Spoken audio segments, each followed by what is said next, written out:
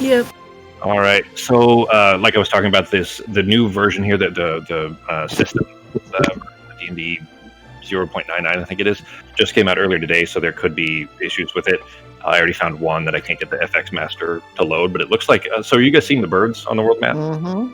Yeah. Yes. All right. So, because I'm not seeing those at all. So it looks like it's at least functioning. Yeah, so I don't see them at all, and I can't get to the controls. Like when I click the little button for the controls, nothing happens. I already looked in the console for the specific error that it's throwing. Let's see if some basic stuff works. Oh, my dice definitely aren't looking right. Yeah, that was like bright white. Well, you have it on rainbow. No, just click it some more. You have it on rainbow, so it was just randomly picking colors anyways. That may have just been a random color. Nope. All right, well, we will have ugly dice for today. Let's see. Well, I changed them in a dice and ice. I'm going to change them to something more basic. Mine are mine are different. Oh, never mind, that's mine. Okay, yeah. I'm mine. Oh, yeah, so, yeah, you just saw my reds. Yeah, I saw the rise and I thought that was my roll, but it wasn't, so I'm good. Oh. Yeah. What happened to my dice? So with the upgrade, the Foundry updated like 2 weeks ago. It was literally right before our last session. And all of the modules had to be updated for that too. And I noticed that mine are slightly different. Like the blacks aren't quite as vibrant. Like they're just desaturated a little bit. But it didn't matter. Like, as far as that, I could just go in and change, kind of edit them a little bit until they look right again. I just haven't gotten around to doing that. So I find the black is a bit more transparent than it used to be, and it's not really an issue for me. It might be, yeah. It might be, something that they used a different shader or something like that. I don't know specifically what it would be, but yeah. But anyways, we can always go in and tinker with those again too. Justin, if you would, I remember you had rainbow dice on, and I thought it always just picked a random color for individual dice. Was that not the case? No, I used to have purple, but now it was, I don't know, just being weird. I just set mine to black. Cool. All right, so getting back into the actual game here then, where we left off, you guys were on the second level of the Tahakapan Ruins, which you all now know to be a prison for an Iskil tyrant that is sealed away inside there somewhere. And you are accompanied by the leader of an Anuadam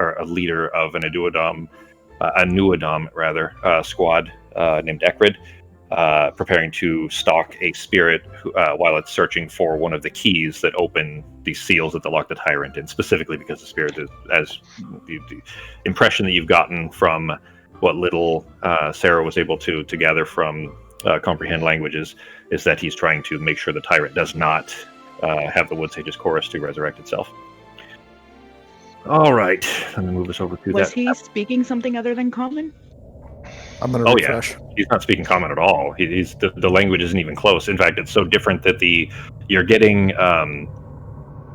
most of it, but it's kind of like this is just the closest word to what you would recognize it as. So you're not getting like a direct translation. You're getting like a broken English version of it, essentially.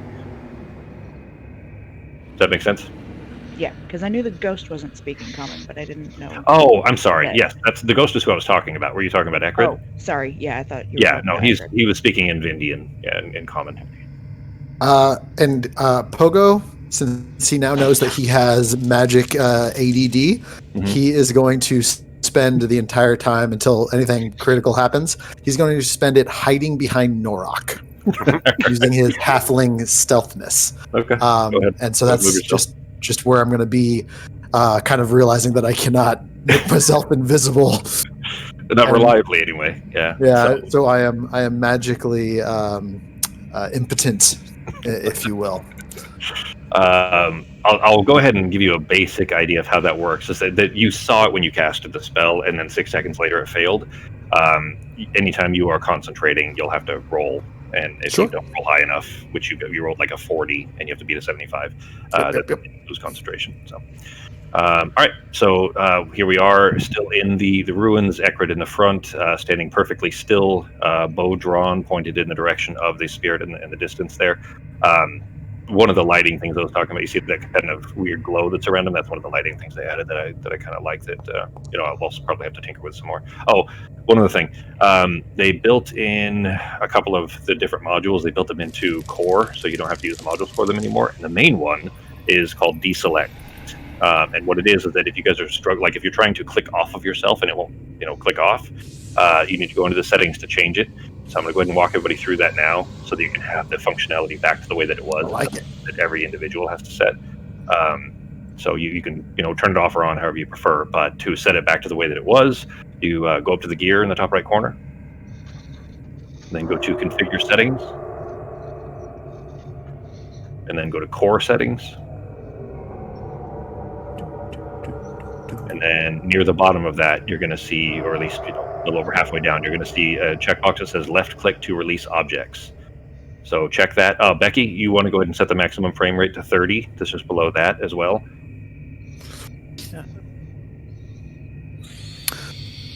All right, got to get my pogo voice on. And then scroll all the way to the bottom and hit save changes. Where do I change frame rate? It's right below where that left click thing is. Ah, there it is. Little slider bar. Just set that to 30. Just because it wouldn't have been set on the laptop yet. All right.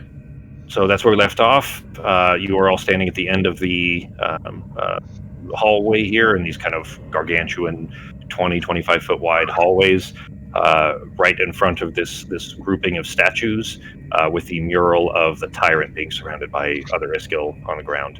What are you guys doing? All right. So we're just waiting right now, right? Is that what we're doing? We're waiting. Yeah, I think we it's have to wait for him to find a key. He is, so the spirit that's in the distance there is just throwing constantly, just picking up bits of rubble, and you see him kind of looking at it and then throw it at a wall. A bunch of potsherds that are just smashing and breaking into smaller pieces all over the place.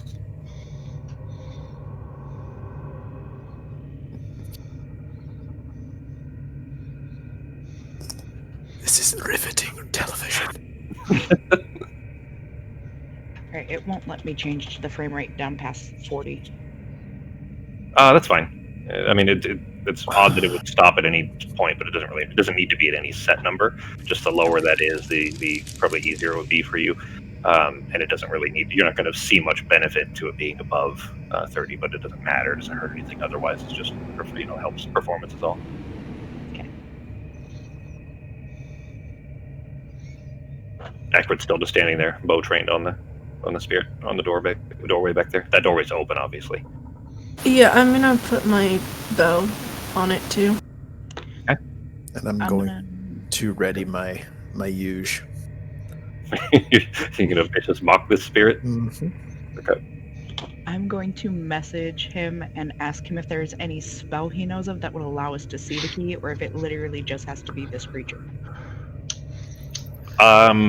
There's a kind of a tense moment. You can hear the kind of strenuous, what's the word, like, not paranoia, the tenseness basically in his voice as he replies back. I don't know. We've never seen it. It's not. I don't have any way to know what it is until he finds it. Okay.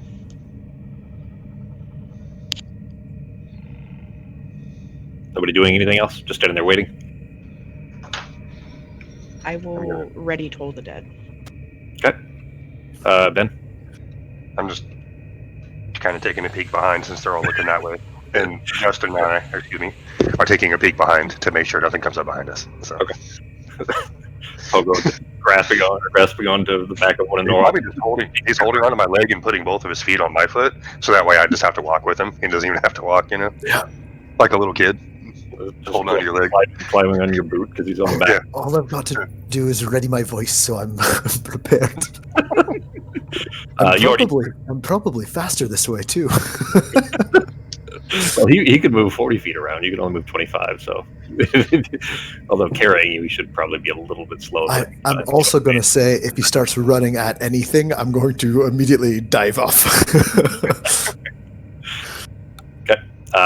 Then, as you guys are staring at it, the spirit back there is still just throwing things in all directions, just in a fury. It would still be loud enough, so Becky, you're still able to, kind of occasionally gather bits and pieces. And he's shouting false, false, false. Again, you'd be the only one that would recognize that. And well, as he's kind of turning left and right and kind of digging through the materials all over the floor, all the rubble that's in this room, he pushes the sarcophagus lid back, which seems to have taken some effort. Arteme, you can see him, and Sarah, Pogo, and Justin, you guys wouldn't know this except for maybe having heard the sarcophagus, the sound of stone scraping.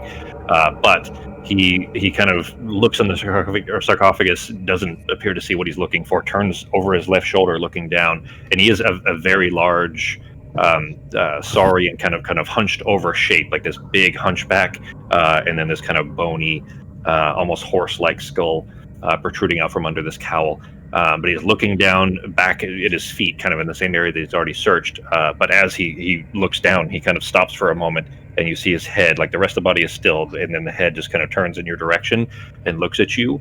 And there is a chilling shriek as he immediately turns in your direction and rushes out the door. So Arteme and Sarah. If I hear the shriek, I will turn around. And is he within 60 feet? Grab your measuring majiggy. I will. I can't see him on the map. Oh, I can see him on the map. He is 70 feet away from you. Oh, all right. Then I'm kind of just barely around the corner. Actually, let me double check real quick because I'm usually 60 feet. So yeah, I can't do anything. Okay. Then, for simplicity's sake, let's go ahead and meant to use the selection tool. There we go. Go ahead and you guys can. They also changed it so that you can actually roll initiative straight from your character sheet, and it'll automatically put you in the combat tracker. That's super convenient. It kind of makes more intuitive sense that way too. So just literally click on initiative. Yeah. Oh, there's no active combat encounter. Oh, gotta wait till the combat encounter's created. Oh, okay. I hadn't done it yet, so I just read it. All right, go ahead. Go ahead and put yourselves in. Try out that new function. Yeah. I definitely need to get the. I'm hoping, anyways, that the updated versions for Maestro and some other things will actually function properly for. Does that mean that it sees us now? That shriek, you Is that what that was? That's a little loud. Let me turn it down. I turned my playlist down a little bit. If anyone needs to, it's under the audio tab at the top. What are we listening to Metallica now? This one is Ryu's theme from Street Fighter. Oh, is it? Yeah. Wow, he was my boy too. Ken and Ryu, yeah. Is it Ryu or Ryu? Ryu is definitely the correct way. Yeah. Oh. I've just since we were kids, I didn't know basic Japanese pronunciation. Okay. Still Ryu. It's been Ryu to me for too long. I think that it would take me a while to adapt, and I don't play any of the Street Fighter games. I haven't since we were kids, really. So these guys don't like light either, right? Norok, as I say, as I'm still clinging to his leg. Yeah, probably not. Feel like I remember them not liking light. I could be wrong. All right, Probably why they're hiding down here.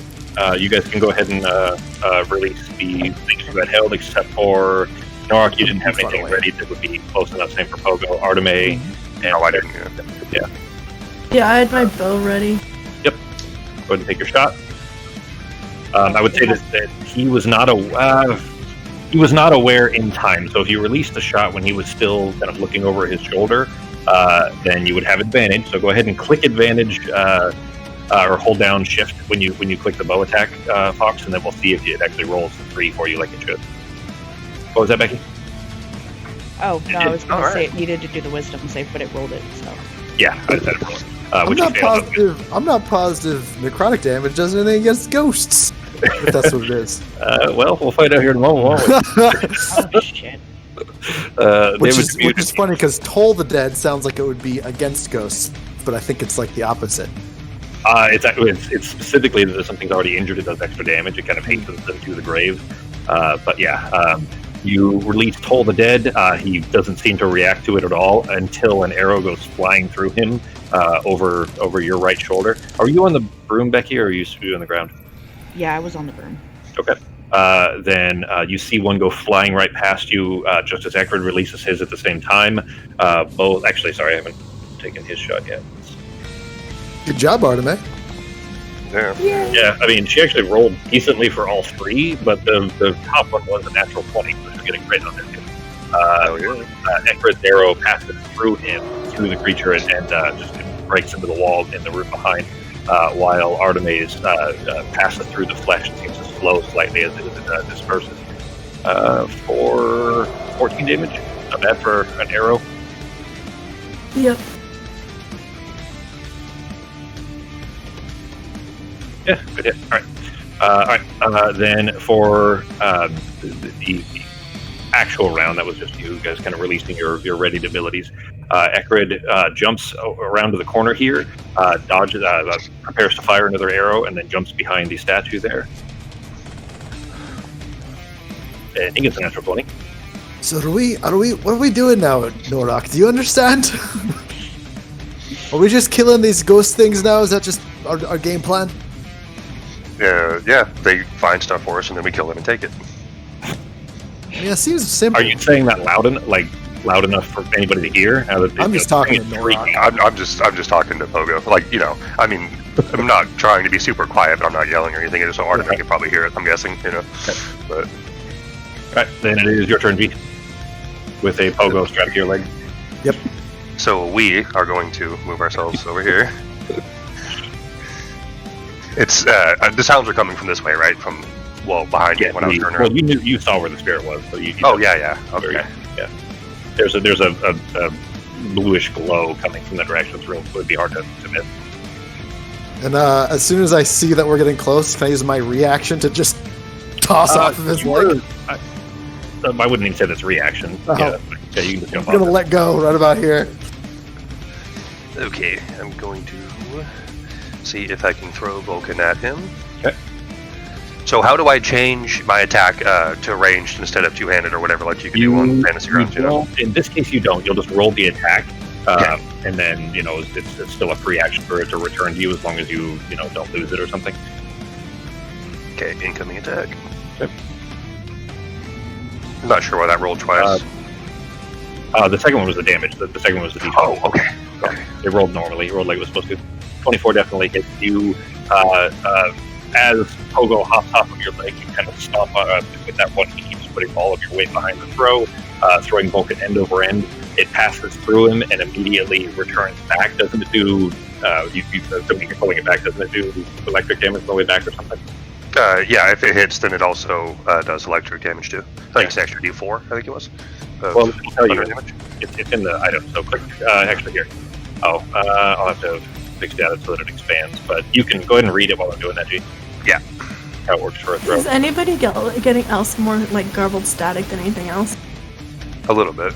Okay. Well, I'm only hearing it when you're talking, Fox, and it's just for me. It's just the background sounds. I think for you. Okay, I don't know, because like when you guys were talking, like I was hearing every other word and everything else was like almost static. So. Anybody else? No, I was good. I only hear Okay. stuff when It's probably on my end then.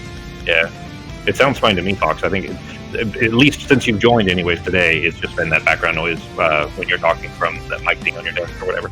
By the way, if anyone wants to catch her Monday morning talk show, it's Fox Talks with the Mongoose. Sure, it's not not bad. Fox and Friends with Mongoose. It's Fox Talks. Yeah, Fox and Friends. When I click on the description of Vulcan G, it doesn't even give the description. It just says proficiency with the great axe allows you to add your proficiency bonus to the attack. Okay, so it's It's in here for damage and attack and stuff. oh in here. shit, you're right. So- What happened to that? I'll have to go. That's weird because I specifically copied all the information into it from the other one, but that's okay. I think it is just a D4, so just go. I'm pretty sure it is. More, yeah. I'll put that in my notes to go back and fix. Cool. And Well, also, I want to look when the thunder damage hits him. Does it seem to affect him more than the axe going through him, or can I tell by looking? It's hard to tell. The axe passes through him, and the spirit kind of dissipates a little bit, and then when you call it back, it's just going right back through that same kind of wound that you'd already created, and the electricity just zaps into the spirity energy around him. You can't really tell if it hurt him any further because it all happened too fast. about an extra 1 damage to him. All right. And So far, it doesn't look like you guys are really like doing anything. He doesn't look too injured, I guess is how I'd say that. Not that it does look like it's hurting him. It just seems much stronger than the other spirits you guys have seen. Okay. And since I forgot to do this, I'm going to do my usual enrage, and that is it. All right. Then it is now Pogo's turn. Let's see. From this angle, would I be able to see him? You can see him through North Lake. Yeah. All right. I'm gonna go ahead and start with my huge. I bet you go to the bar for all the booze. God damn it! You have ghost jokes that are ready because it was Halloween. So it's a 17 wisdom save. And he fails with an 8. So he's got takes 4 damage, and he Disadvantage with the attack to you. disadvantage. Yep. Disadvantage on next attack roll it makes before the end of his next turn. That's So he has right. disadvantage against anybody. Okay. And then I'm going to. Nope. Gonna. Because actually, no, it's not a concentration. Fuck it. Yeah, I'll go ahead and cast my spiritual. Let's see here. 5, 10, 15, 20, 25, 30. Oh, I am within 30 feet. Cast my spiritual banjo right up next to him. You should still have the ability to create it to go drop the banjo on the board. Cool. Yeah.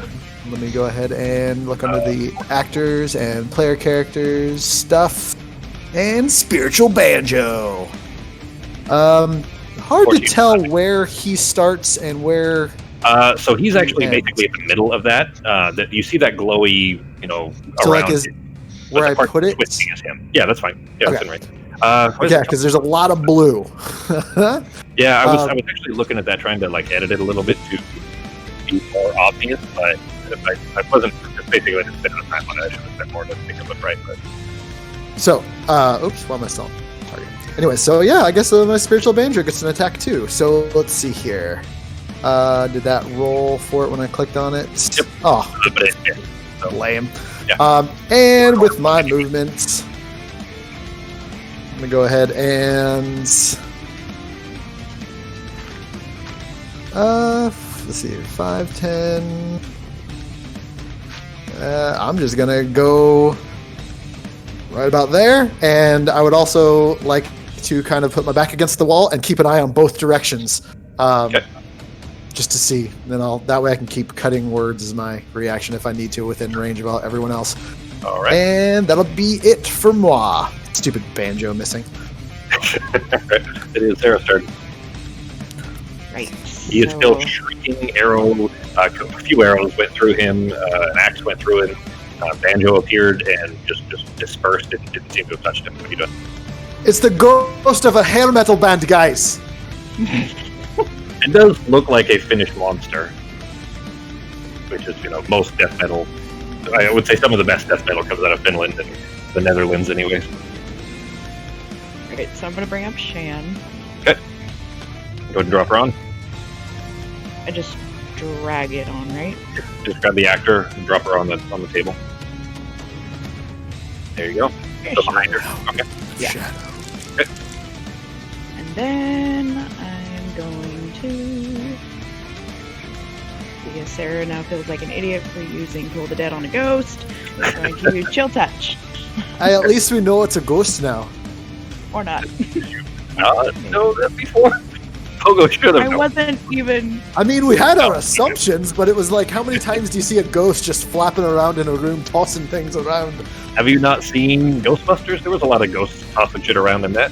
Yeah, but they weren't like looking for something. It's just weird to me to imagine a ghost and being like, where is it? Where's that damn remote control? You send the chilling hand in its direction, trying to kind of reach under. Basically, this kind of lizard-like skull that's very elongated. I'm describing it as a horse skull because literally the image that I used for it was a spirit with a horse skull. You can actually see it in the It's the Lord. If you scroll up, you can kind of see it, but it's just real small. I can put it in this board. Anyway, so trying to kind of get up under it, the hand is just kind of moving left and right as it's shrieking and flailing in your direction, and then the hand just dissipates before it has a chance to really make a connection. Did not hit. Damn. Alright, then I'm going to go over here. How tall are the ceilings in this room again? 20 feet up. 20 feet up? Doing what, babe? I need to roll for Shan's initiative. Oh, I did not put her in combat tracker yet. Is there any way to add like the initiative for like Shan and Sai into their sheets, character sheets? No, because they're NPCs, but you could do them kind of the normal way. So if you right-click, well, Becky, you can right-click Shan. I already put her in the combat tracker, actually, so you can just click the die for Shan. Fox, if you right-click Sai, and then click the little sword and shield in the bottom right, then that'll put her in the combat tracker, and then you can click the die. So anything you guys phone, you'll be able to click the die to automatically do it. Uh-oh. Oh, no, shit. I got nervous. So Sai technically would have been before Fox, so if you want her to have done something, she couldn't have quite made it to him anyway, to the spirit. That's too far.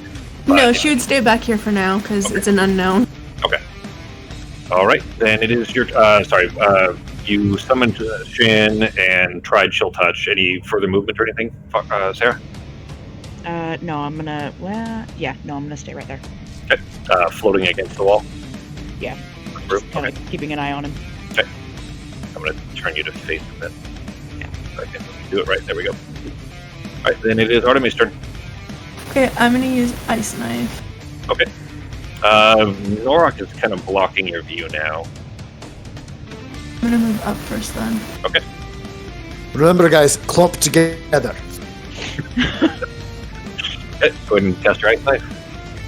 Make sure you guys are marking off your spell slots and everything too. If the system doesn't do it automatically, that's totally fine. Just make sure that you have a little thing tick when It's funny that the system doing it automatically makes me more willy-nilly with my spells, and I'm like, oh, out of second level. Ooh, well. Whoops. Whoops. If anything, that might be more kind of representative of the chaos of combat, anyway. So, Sure. Well, now that we're higher level, I've got a few more to spare. So yeah, a little more leeway. I wasted an invisibility, and then let's see, I wasted something else. But yeah, you guys aren't like tapped out or anything at the moment. Nah, we're fine. Keep track.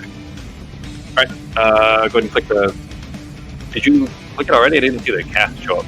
Oh, Yeah, I clicked it already. It used the spell slot. Why did it not show up in the jig?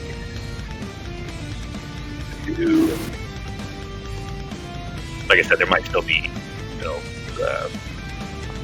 there we go. It just popped up now. Did you just click something? I redid it without using the spell slot, so it would show up. That was weird. It might be something like either a bug or it might be one of the adjustments in how things work for it now. There's just a bunch of things that I haven't seen yet. But we'll figure it out as we go. 10 is not going to hit. You send the Ice Knife past him, but it does shatter in the kind of archway in the door there. And we'll see if he makes a dex save. He fails. He's not rolling good on his saves at all. That's 3 failed saves. The explosion just blasts with the shrapnel of ice all around him, which does appear to have hurt him, but maybe not as much as you would have expected it to. Shan, also being in the range, is going to potentially get showered with. It also fails to save 4. And she doesn't have resistance to cold damage, so that's 10 damage to Shan. Sorry, in the background, you just hear like, yep. With the explosion of ice crystals. So there we go. Alright, that is your turn, Fox. Bonus action. No, that's it for now. Alright, and now we come to the Wraith, who rolled the lowest. Actually, they hit the lowest, but if we put the name to the Wraith here, so you guys would have done that. You still shrieking. He's not holding a weapon or anything. He's just basically, he's just flinging with left and right. Both of its talons, both its claws, were just throwing things all over the place. And now that it's standing in the doorway, staring at you as you all are attacking it, you see him kind of extend both of his arms out. These kind of long dinosaur-like claws, and he lifts them both. He's kind of just like he's straining against something, like he's trying to push something upward. You see him kind of making this lifting gesture, and the statues all around all of you begin to enliven a little bit. And you see 5 other spirits who were inside these statues. The statues themselves aren't moving, but it almost looks like they are while they begin to kind of shrug off of the stone and move out. The statues still remain perfectly in place as they were, not otherwise damaged or modified, as the spirits kind of step out of them. Let me put them in the tracker. Well, that's not great. What'd you guys do? Nothing?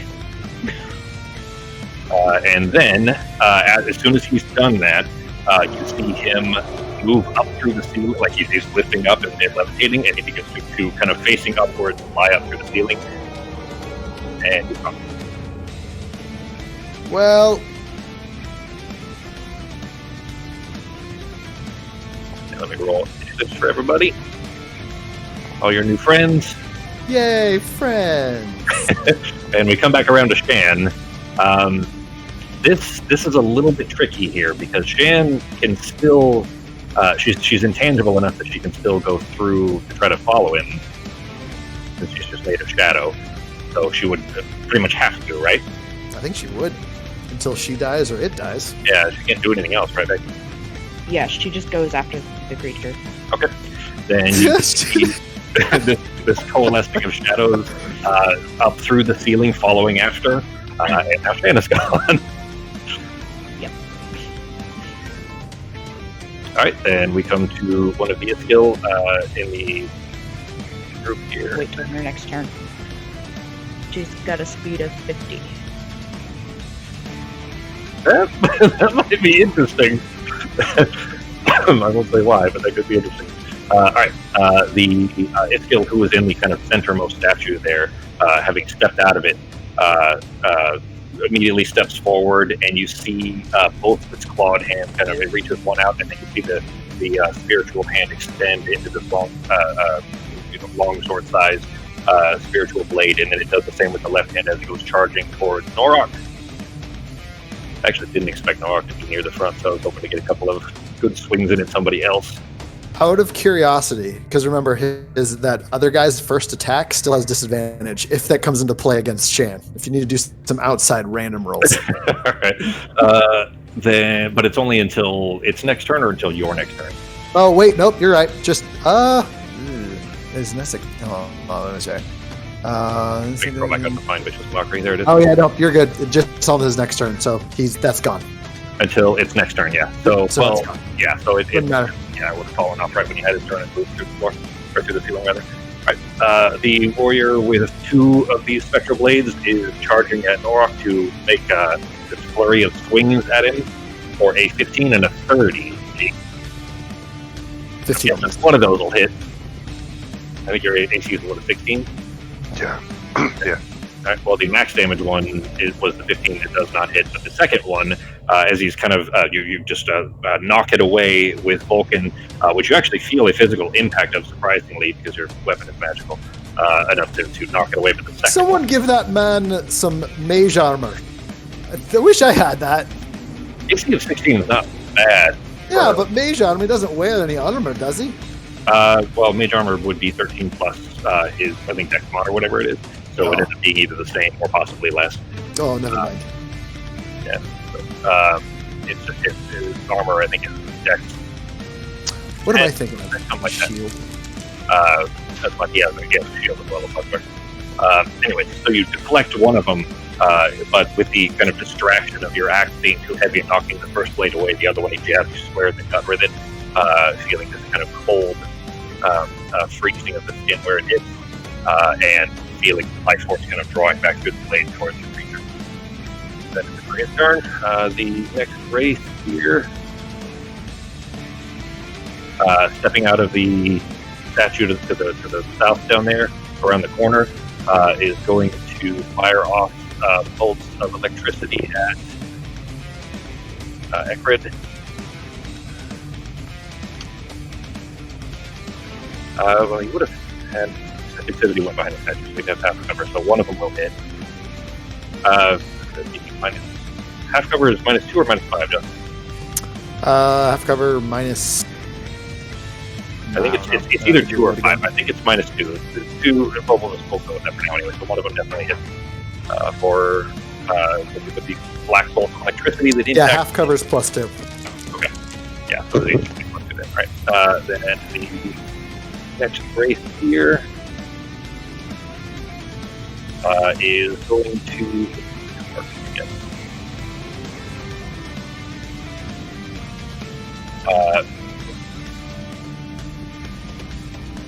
Passing straight through Norok is going to rush. Oh fuck! Straight at Arteme. Where'd that guy come from? Well, yeah, I mean, you guys are kind of right there in front of her now. And is going to attempt Chill Touch on Arteme as she passes through, trying to choke Arteme with her ghostly hand. 26 will hit, I assume. Sadly, yes. It's only 3 damage, but you are now affected by Chill Touch as well, so you can't heal until the start of your next turn, I believe it is. Can't regain hit points until the start of your next turn, yeah. Okay. Which, I mean, you probably weren't healing at anyway, but... No. Right, it is Dice turn. Alright, she's gonna come and distract the one close. Okay. Then whoever tries to attack that wraith that is choking Arteme with both of her scaly claws will have advantage on the next attack. Okay. That comes to Ekrid. Ekrid is going to swing his bow over his back and immediately draw a longsword from his side and try to just jab it through the spirits in front of Arteme. Oh, sorry, short sword. 12 and 21 will hit. Yes. So he's Does swinging he to... get a tat? Does he get an advantage too, or do you already roll advantage? Why would he have an advantage? Oh, because I thought maybe because he's yeah, flanked. Yep. Well, it's not even because of... Because there's mind. 2 other people. Well, yeah, so that wouldn't be advantage, that'd be +2. Or +2 now. Yeah. But anyways, yeah, as far as it wouldn't be advantage. I was thinking just to get the Chill Touch, but Chill Touch is extra and hard to make. So, alright, we are back to Norok's turn. He just has 2 swings. He just swung one. That's right. When that guy hit me on the last round, did the damage get halved because of the rage, or does it not have it because it's not physical damage? Or did it actually get halved? So you wouldn't know necessarily, but definitely not just slashing damage. Okay. Alright. I'll pay this guy back, see if I can whack him. He is pretty large. Like, he seems to be not quite as big as the other one here, but he's much bigger than the others that have come out of the statues there.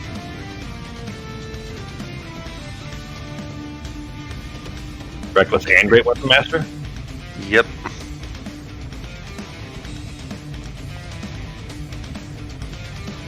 Alright, And then roll it again, right? For the reckless, the advantage. Yep. Okay. You would just hold shift when you were going to make the attack. So. Oh, yeah. 25 will definitely, they both would have hit, but 16, actually, okay. You should have, I'll go ahead and give you 16, doesn't matter. You should have just hold shift, that way it only rolls the damage once. Oh, yeah. Makes sense, because otherwise it looks like it's 2 separate attacks, and you can cheat the damage a little bit that way. Yeah. Alright, so, while he's just having jabbed into your midsection, you bring the butt end of Vulcan Record as a half up through, just knocking his wrist away and pulling the blade free, and then bringing it back around and smacking with the hammer end through the spirit. Second attack. Just hold shift. Does the Great Weapon Master damage get added? Just double check. God, so strong. No, it didn't. The Great Weapon Master attack thing, that's just like for you. Just that one's actually not even that's not the one you were looking for. The Great Weapon Master attack that you were looking at is the one where if you score a crit or kill something, you get an extra swing. That's the one you clicked, not the Great Weapon Master +10. Oh, okay, then that's my button. So it's okay. The macro button. I'll have to change that. You need to go through all of your macros to set up all of your extra things like your Tribal Fury and your Rage and all that kind of stuff too. But it did not actually automatically apply the extra 10, so did that now. Yeah, I put him on there, but I must have put the wrong pot of Great Weapon Master on there because that is from my hotbar, the one that I hit. So. Yeah.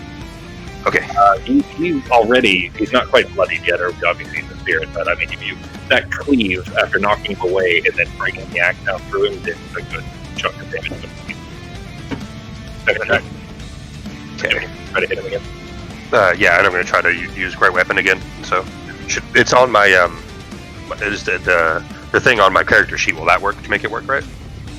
I don't know. I don't know if it's automatically built for it. It would have been. So remember, it's minus 10. 5 attack and then 10 damage, I think is what it is. Yeah. It still would have hit because you had advantage anyway, so you're still fine. Okay. But just go ahead and roll it. You won't have advantage on this one, though. Because remember, Yeah. it's At least I didn't I'll just Oh, let's tell Leah that she found a band. She found a band-aid from mine that stuck to her toe, but it's because I took it off in the hot tub and put it on a chair. And now I'm trying to figure out why she was standing on a chair. well. I'm less puzzled by why Leah was sitting on a chair. She sounds like a type. She's always been the type, I guess. Doesn't surprise me. But you having stuck a band-aid to the chair is way more puzzling. I was in the hot tub and I took the band-aid off and I didn't want to throw it on the ground, so I put it on the chair next to the hot tub. You know, for a bird to eat. Just cleaving away at this as you keep trying to swing with both of these long swords or these spectral blades in your direction. Looks to be just past bloody. I guess that's action and bonus section. Yeah. Would you? Nope. Nope. That is it. All right. I'll go. All right, Jeremy, just a heads up, your audio's cutting out a little bit. Yeah. All right, Pogo, seeing these big things coming out of the wall, he's got a bit of an idea. He's going to go ahead and, at that center point between all three of them, he's going to pull some mica out of his pocket, and he is going to say, "Cover your ears, everybody!" And he's going to cast Shatter, but he's going to cast it at 3rd level. Okay. And right there. Okay. That is. Nothing showed up in the tracker. Okay, so it sounds like the same thing. Put Ice Knife in there. So go ahead and click it again, but don't click the. Sure. Don't tell it not to expend a spell slot, and then don't click the or don't have the apply spell template or whatever. Maybe that'll. Got it. So it's maybe the template that's fucking it up. It might be. Yeah, that's what I'm wondering. And the Pogo's curious to see if damaging those statues as well did anything to, like, if they're crumbling, to get bonus damage on the statues. Sure. All right, let's roll their saves. All three fail. 17. Yeah, they all three fail. Shit, that's 19 damage to them. Jeez. Okay. The cacophonous explosion. You see bits of the statues, which all 5 of these statues, by the way, you notice that they all have like a hand sticking or a claw sticking out with the talons extended.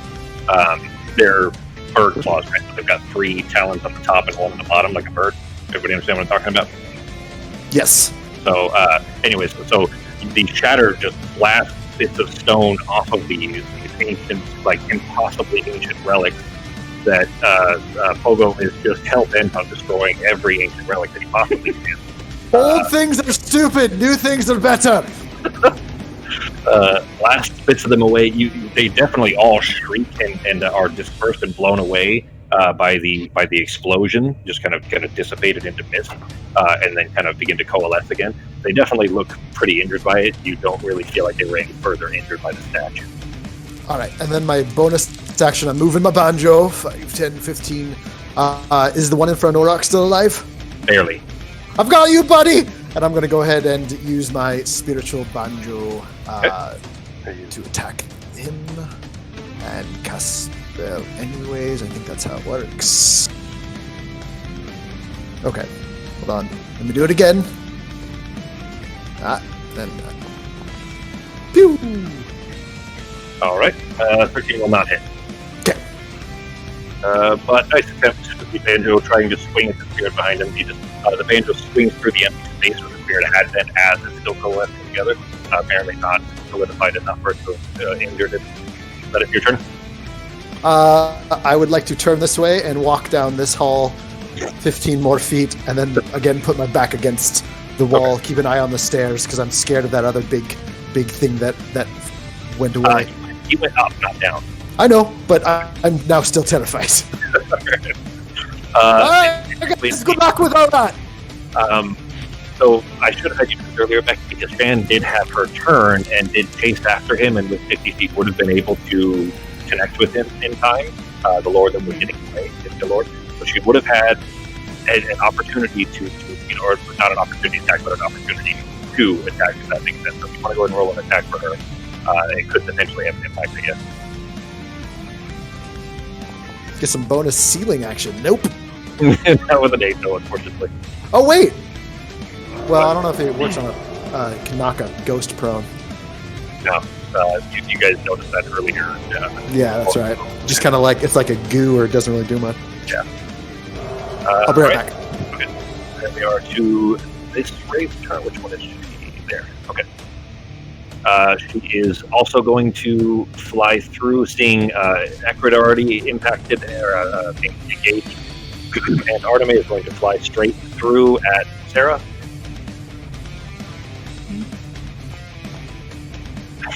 These guys can't roll for shit. She comes, claws extended, just raking at you, trying to grasp for your throat, while you just kind of evasive maneuvers, dodge around with the broom. She does not seem to be able to make a connection. It is your turn.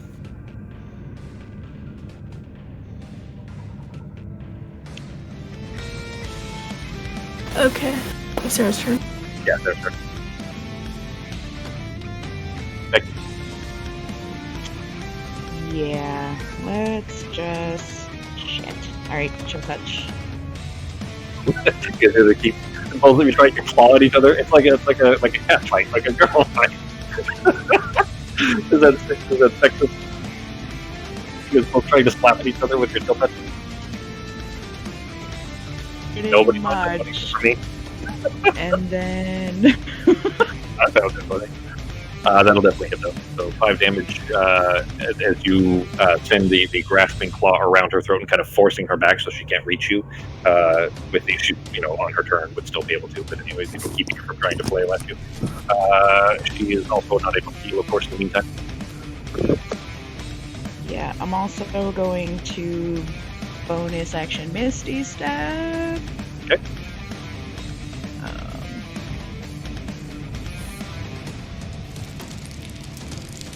And I'm going to go 15, This is my holding spot. 20, 30, because I Misty Step 30 feet, and then I'm going to use my movement. Is this thing over here like a little outcropping thing right here? Or I mean, it sticking out of the wall? Yeah, Not on this map. kind of did. Yeah, I mean, it's only sticking out of the wall by maybe 1.5 foot. Are you trying to use it for cover? Is that what you're aiming for? Yeah. I mean, it is a little bit, with the broom, probably not, because you wouldn't be able to get, cornered in enough. Pardon me. But if you hopped off the broom, you could kind of sidle into the corner, and you being as small as you are, you can be mostly hidden. I would say you'd have, 3/4 cover. I will do that. All right. That'll be my turn. Right. Then you Misty Step away and then rush into the corner with the spirit still being choked by your... if you hold down, so when you click yourself, hold down shift and then use the arrow keys, that'll rotate you in the direction you're facing. So if you move yourself back and then hold shift and then arrow keys to try whatever direction you're going. You can also, if you hold down, when you pick up your token, so if you click, like basically if you're about to click and drag, you keep holding it. Pardon me. So I'm going to show you how to do it with Justin here real quick. So you click your token and then prepare to drag it, like if you're going to drag yourself to a certain area. You notice how it would normally snap to a grid. If after you've picked it up and started to move yourself, if you hold down shift, you can drop yourself in the middle of it. It won't snap to grid if you do it that way. So you can set yourself, like, for example, Becky, you could, not that it matters, but you could set yourself kind of halfway into that square, and it won't force you to snap to the grid that way. Not that it matters. Just a little note for you. Okay. Anything else? No, that's it. That's where I'm staying. Right, then Are we running away now, or is this just us? it's free action or Just blocking. Alright, Artemis. Just us. Okay, I'm gonna cast daylight on my little orb that I normally cast light on. Okay. Go ahead and click daylight for me so I can see the info.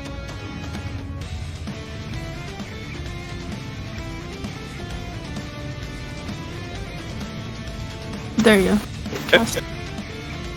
Whoa. Sphere of light. 60 feet. You're trying to catch all of them, I assume? I'm That's casting 120 feet. I'm 60 casting feet it on like the little orb that I normally cast my light come on. Alright. Sorry, Monk is talking at the same time. No, you're fine. I can hear you fine anyways, so it's not anything. No, it's I normally cast my light spell on it. It's my cantrip. Yep. Like I just have like a little. Yeah. Daylight's a third level spell, but yeah, I mean, it is now immediately blindingly bright in here. Even Sarah, I would say, would be impacted with having been adjusted to darkness again.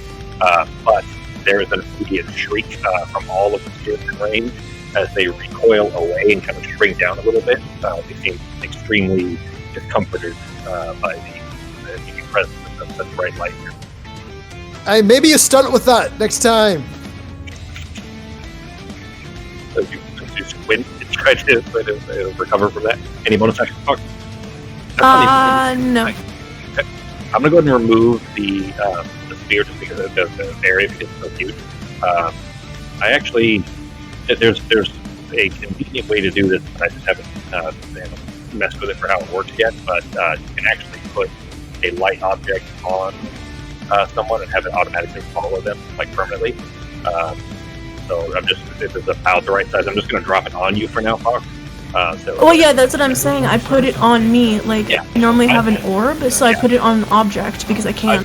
I mean, the mechanics of it as far as how Foundry works. Oh, okay. Set it to automatically follow you. I just haven't figured out how to do all of that yet with the new version. So for now, I just put one there, and then as you move, I'll just put it along with you.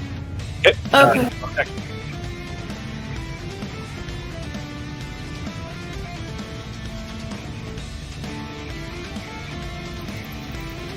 Fox, Sorry, what was that? any bonus actions? No. All right. Then we come to the other this wraith here that is still in the statue. Just steps out and immediately is going to try to swing at Ekrid here. But you notice that since you're kind of looking through these semi-translucent ones, anyways, Artemis, you see that as it is trying to flail at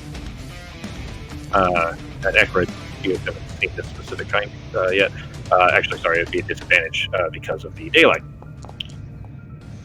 which means you got a 3. So, as it tries to swing, actually, it's 2 attacks, so let me try the other one with disadvantage correctly this time. 15 will... Nope, will not hit.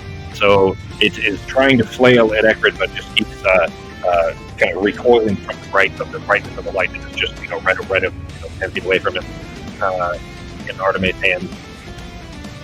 And this is with both. So you guys can't see what's happening here, but I have to roll something here. All right.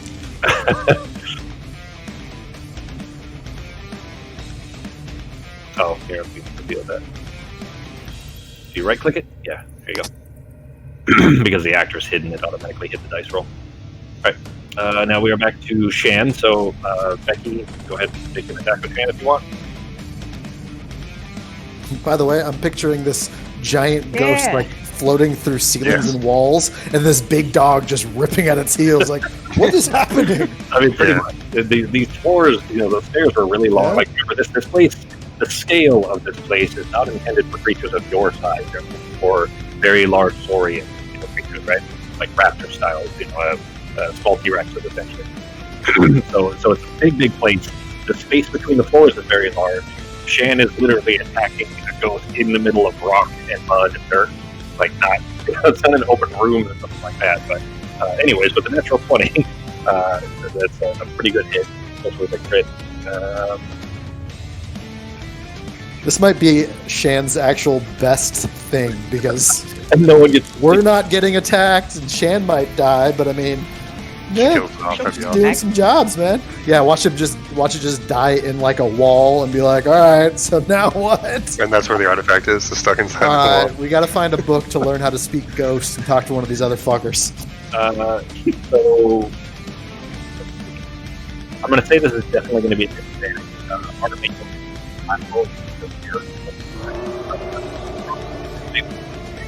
I can't hear you, Jeremy. Can you- Yeah, we can't hear anything. Hang on. No. It's weird. It's like you start the sentence, and then the more you talk, like that. Still can't hear you. You sound distant.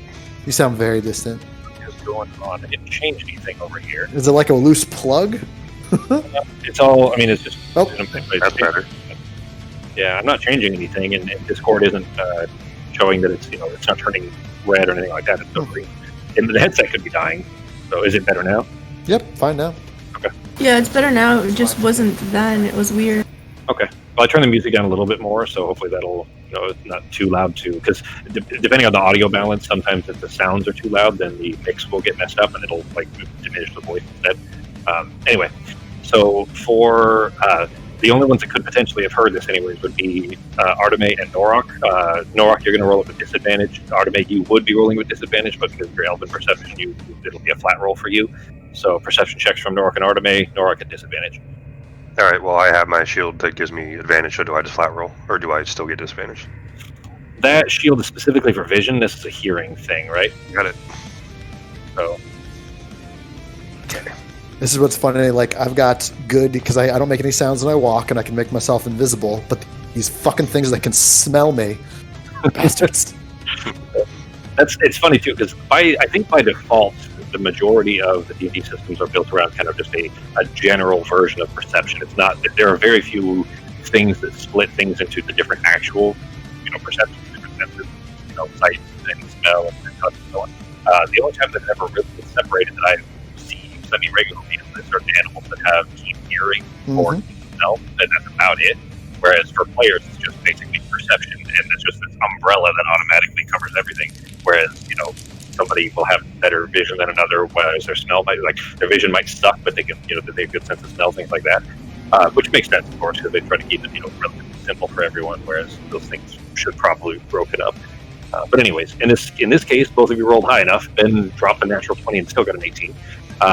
You both heard something tink, like something drop from the ceiling and maybe hit the floor around the corner from you. You don't see it; it's too far out. It's not within view. But you heard something hit the floor. Okay. All right, and then the warrior that is directly in front of you is going to swing with all that it can and have +2 so flanking that is going on around you with both of its spectral blades. 21, 24. I assume those both hit G. Actually, it'd be 23 and 26. All right. Then that is, well, he rolled real shitty on his damage at least. 17 damage to Norok. And you see as both blades, he's kind of just flailing away, knocking away the axe.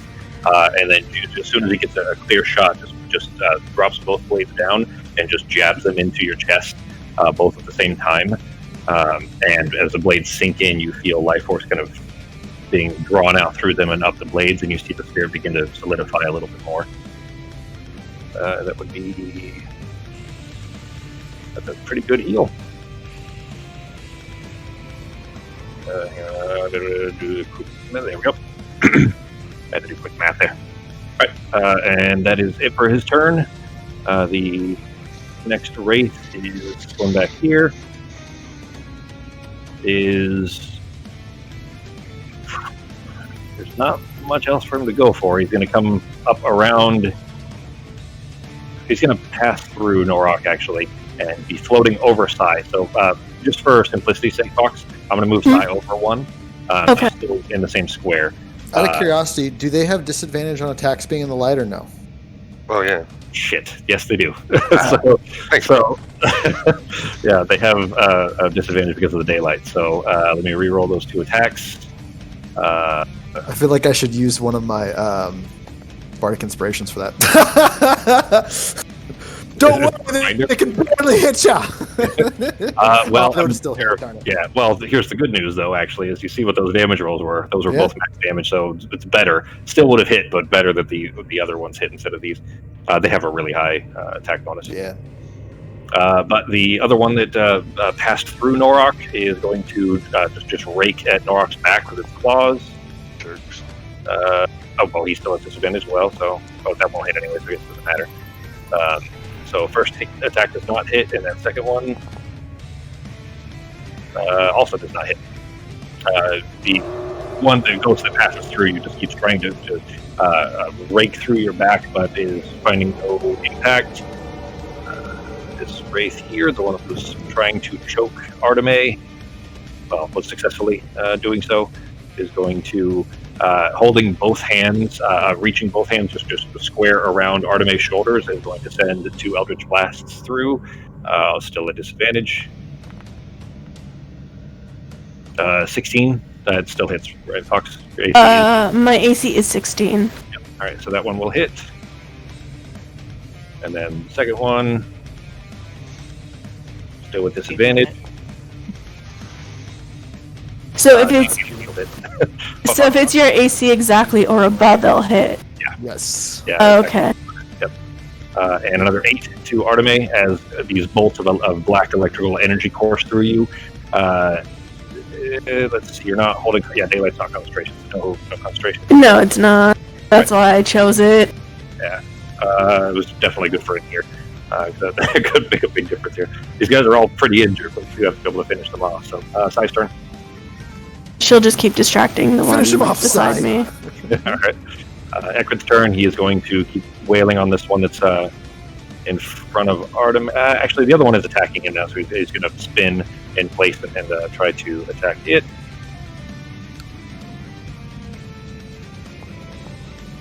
With both swings. Both will hit. This wraith that is directly, the one that directly in front of him, he carves through with one wide swing and then spins it around and jabs it into what would be the sternum, and the wraith just dissipates in place. It appears to be gone. It is North's turn.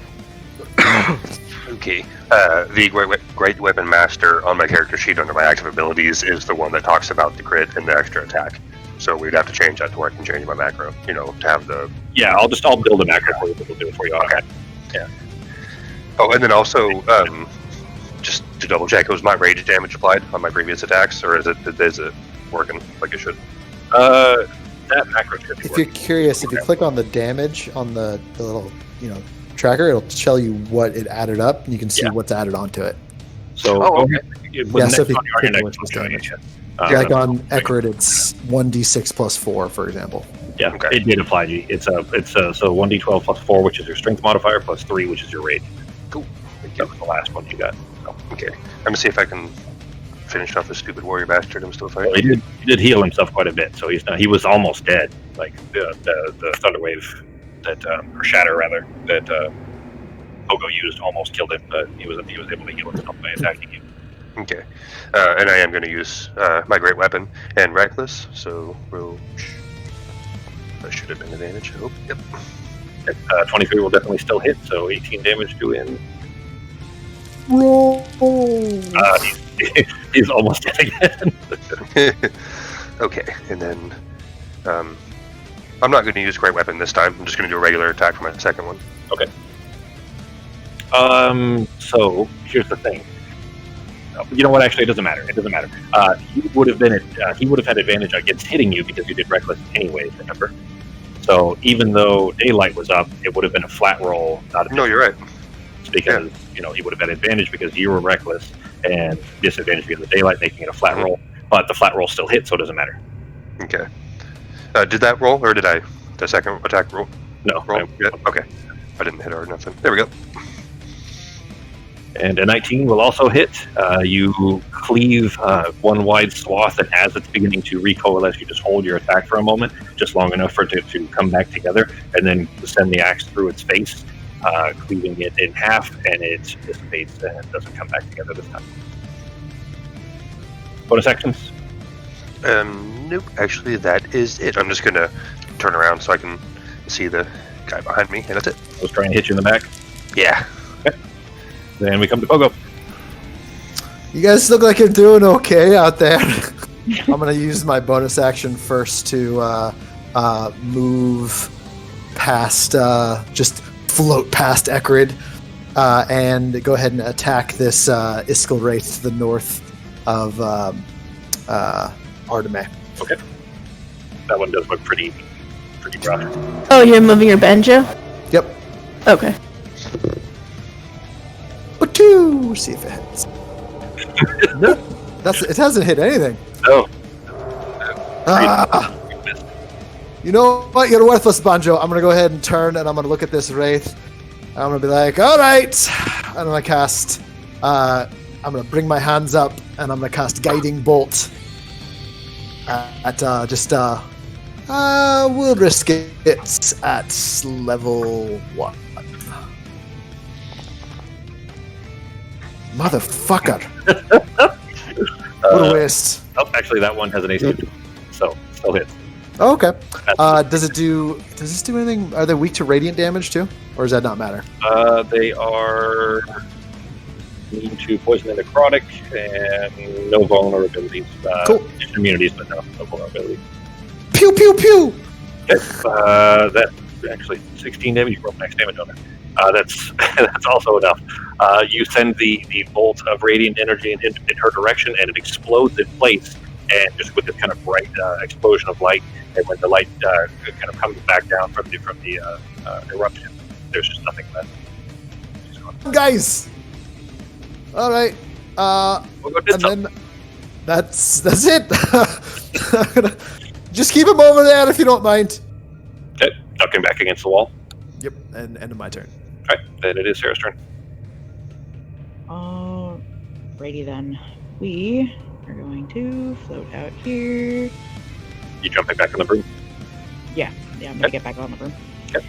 And then float however high I need to get a clear shot of both of these guys. Okay. And I am going to use my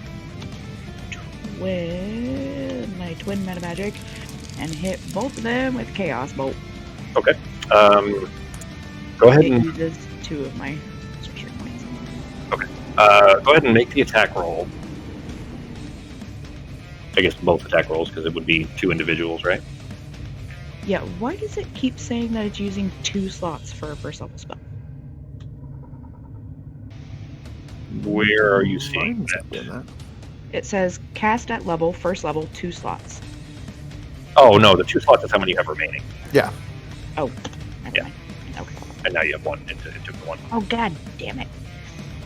You can manually add it back if you need to. It's super easy. Just Yeah. click on the numbers. That wraith that's directly in front of her has an AC of 12. So I should have asked you first, but because I didn't, we're just going to assume that it was top and then bottom. So the first one, it would still hit, assuming you're going to go first just in case because of the angle isn't great. Go ahead and, well, you know what, you rolled, you're pretty close. You rolled just, 2 points over AC, a 10% difference. Roll a percentile dice for me.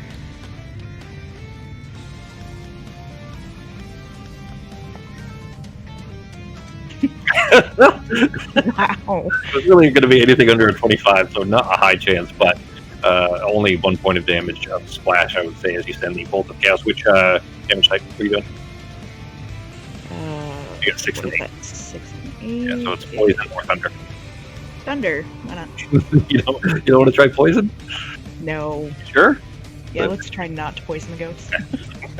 They're immune to poison. So then you send a bolt of chaotic green energy at the spirit, impacting it for it's 6 plus 8 plus 1, right? It's all of it. Yeah, it is. Yep.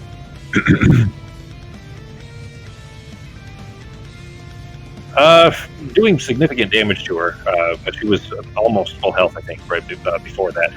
But a small amount of splash damage lands over the poisonous eruption from it, hitting Arteme for 1 point of damage, just the last one. And your roll for the other one? Oh, it's the same roll for both. Oh, because it's twins? Okay. Yeah, it's a twin spell. It just splits it. All right, then the other wraith does not hit. But if your turn, And bonus action, I am going to. No. I'm just gonna stay where I'm at. all right. Then we come to Arteme. Alright. You are not in great shape, Arteme. No, I'm not. 19 hit points. I'm gonna use Cure Wounds on myself. Okay.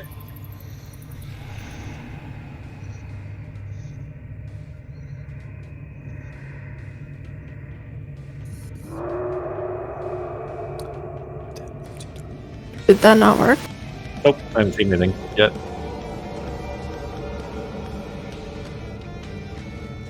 Make sure it's not doubling up on your spell costs.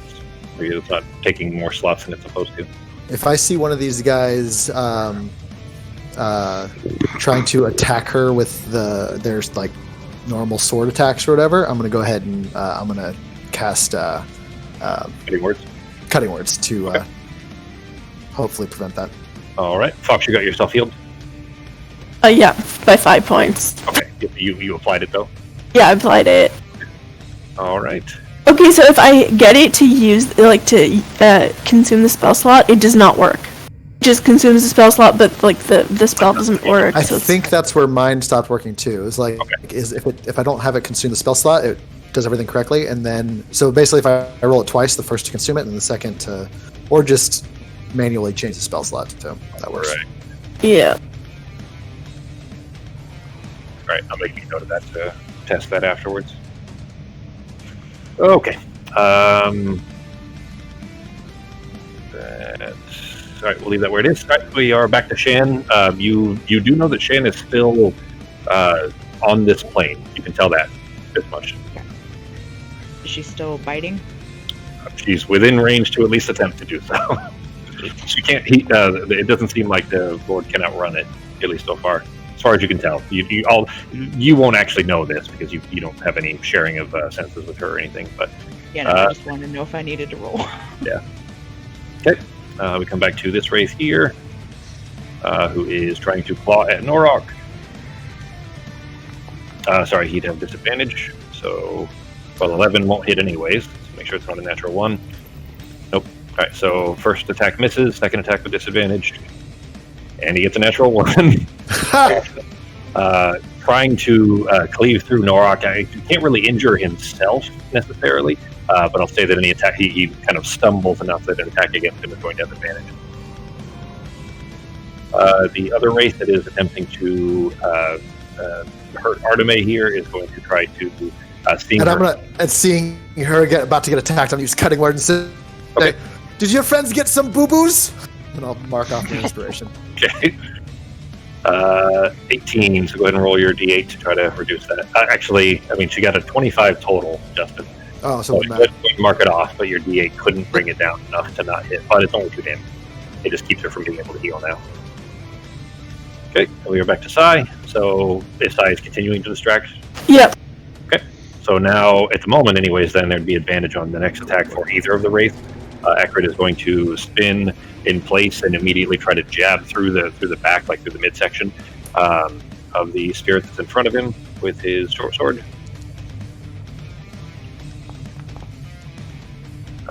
Both attacks will hit.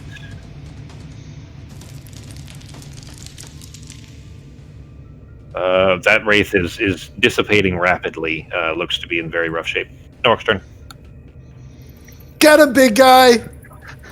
Okay. So no further advantage on the one in the north, who is almost gone, and then the one in front of you is still not been injured at all, but you do have advantage against because he missed his attack.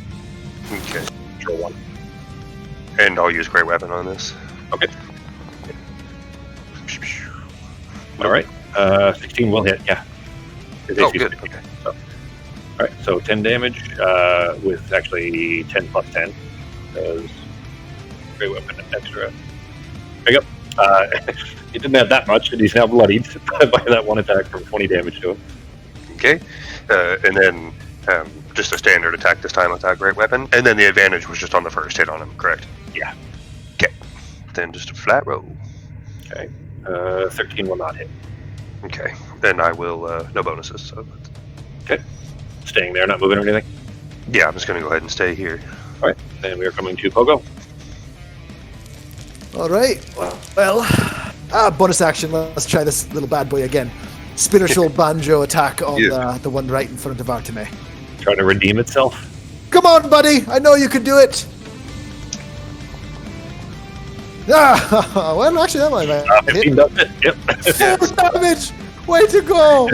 Which I think she had 3. She had 2 or 3 left, and as the banjo comes down, crashing through its reptilian head, it just floats apart into a separated mist, and it's gone. That's what I'm talking about. You know what? I'm going to. You still have a That's clear, my bonus action. a clear line of sight to the other one. Because Yeah, I'm just gonna go ahead and use my vicious mockery. Give him disadvantage. if it hits. Oops. Yeah. So 4 damage and 17 save. And these guys just can't save for their fucking lives today. Every save, I don't think they've made a single successful save. Another 4 damage to him, and now has disadvantage. And I'm just gonna be like, I bet your favorite part of a ghost are the boobies. I said that one to a friend. It was one of those dumb Halloween jokes. But how do you tell a girl ghost from a boy? Oh, what kind of bees make milk? What kind of bees make milk? Boobies. That's right. That's a good one too. Same idea. All kind I forgot. I wasn't prepared to come up with another joke, so real quick. All right, ready for your turn. That's it. All right, we come to Sarah. Alright, we're just gonna go with Firebolt. Okay. Or not. Jeez. Wait. No, you don't. No. Oh, So good it ones. Oh! It automatically re-rolled it, and both of them were 1. Damn. Remember that Wow. you actually saw it automatically re-roll. So I'm glad that it did, roll both dice rather than just roll and see it down and then only show us the other one. So I am pretty happy with how that worked. For Yeah, that. cool. But it is That is extra. terrible. There's 2 natural ones, and you are literally a straight shot. To Norok. Yeah. So while Norok is swinging, and he made that wide cleave and then missed with his second swing, he makes the first wide Great Weapon Master attack, which his spirit separates and is broken apart from. And when he brings the second attack through, it just kind of pushes it apart, and the spirit did not reconnect it. And just as he does that, you hit him square in the face with a blast of fire. Did he take 4 damage? He takes 16 damage. 16 damage. 2 natural ones, that's pretty bad. Hitting him square in the face with a bolt of fire. Norok almost confused, wondering how this creature hit you with fire like that, until you kind of look through the separated halves of the spirit form. I was trying to figure out. Pointing at you with fire coming out of her fingertips. That's a good cantrip. But Yeah, seriously. Firebolt. fireball. How do you have a +8 on your attack roll for your cantrip? I'm curious. You mean for the damage roll? Oh no, the +4 for the Yeah. attack. What does that? The first 4 is her charisma modifier. The second one is her proficiency. Oh, sweet. You guys are all +4 on proficiency now. So you would all have that for whatever your effect, whatever your spellcasting modifier. So with both of you guys would be charisma. Fox would be wisdom. I think a lot of mine are saves. Yeah. Okay, so that was your action, Sarah. We're just hitting Norok a good smack to the face. Burn my beard off, now I gotta grow it back. I don't really have much for a bonus action right now, so I'm just gonna be like, sorry. That's it. Then we come back to Arteme. Yeah, I'm gonna use Healing Spirit. Okay. You can go ahead and drop down the board. Oh, wait. It's saying I don't have 3rd level spells. Oh yeah, spot. Yeah, but I shouldn't be. 'Cause I didn't use any this time. I see you have 1 3rd level slot left. I show you having 3 4th level, 1 5th level. Like you still have your top level slots, but your low level ones you are out of 1st level and out of 2nd level slots. Can I cast it as a 3rd level? Yeah, you can upcast it. It won't Okay. do anything.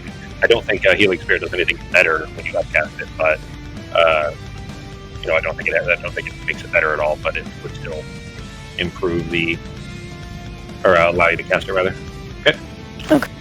All right. So 3 healing. Where did you drop her? Right there in that square. Right between me and Norok.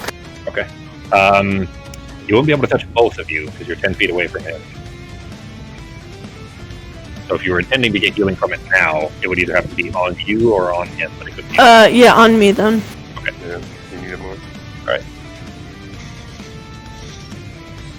Does that work on the end of your turn, G? You get healed on the end of your turn, right? For that? It's when you start your turn touching the creature. Yeah. Okay.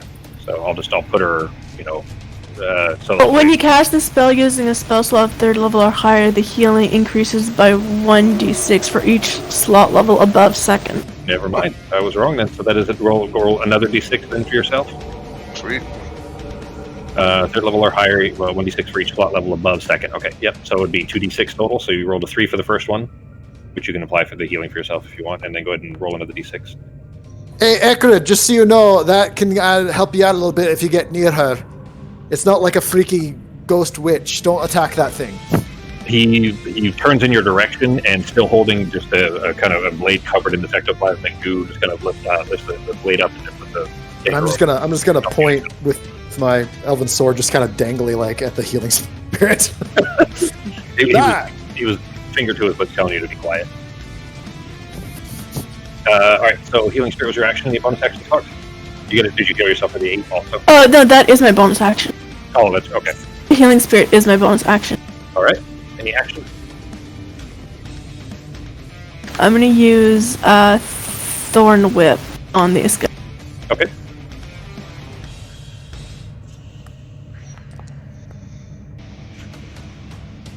That will hit. And 6 damage. You can't really pull him where you're at, but... That's fine.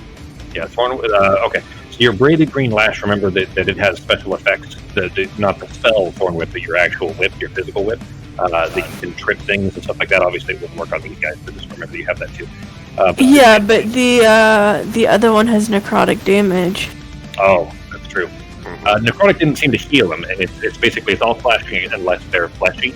If they're fleshy, then the tongue, the biting part of it does necrotic damage, but the main part of it is still flashing. Yeah. But it doesn't matter in this case, anyways. So he's definitely in rough shape. Movement. Nope. All right, then we'll come back around to Shan. On the last, how do I say this? You feel Shan dispersed, actually, near a few seconds ago. Okay. You don't necessarily know why, because it doesn't tell you whether she killed something or not. But you gather by how strong that thing was, probably not. But she did disperse. You feel that she's gone, no longer on this plane. Okay. Okay.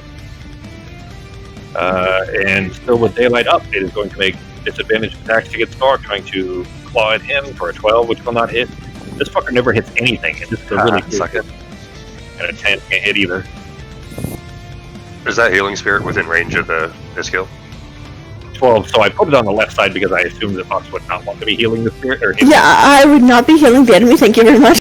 Yeah, so I moved over here just in case. Okay, Sai's turn. Yeah, still distracted. Okay. Then Ekrid is going to, almost leaping through the air, jump past and with a downward strike try to jab into the spirit with his short sword. That will not hit. And the 17 will, so by 1 extra hit point, he had 6 damage left, and Ekrid did 7.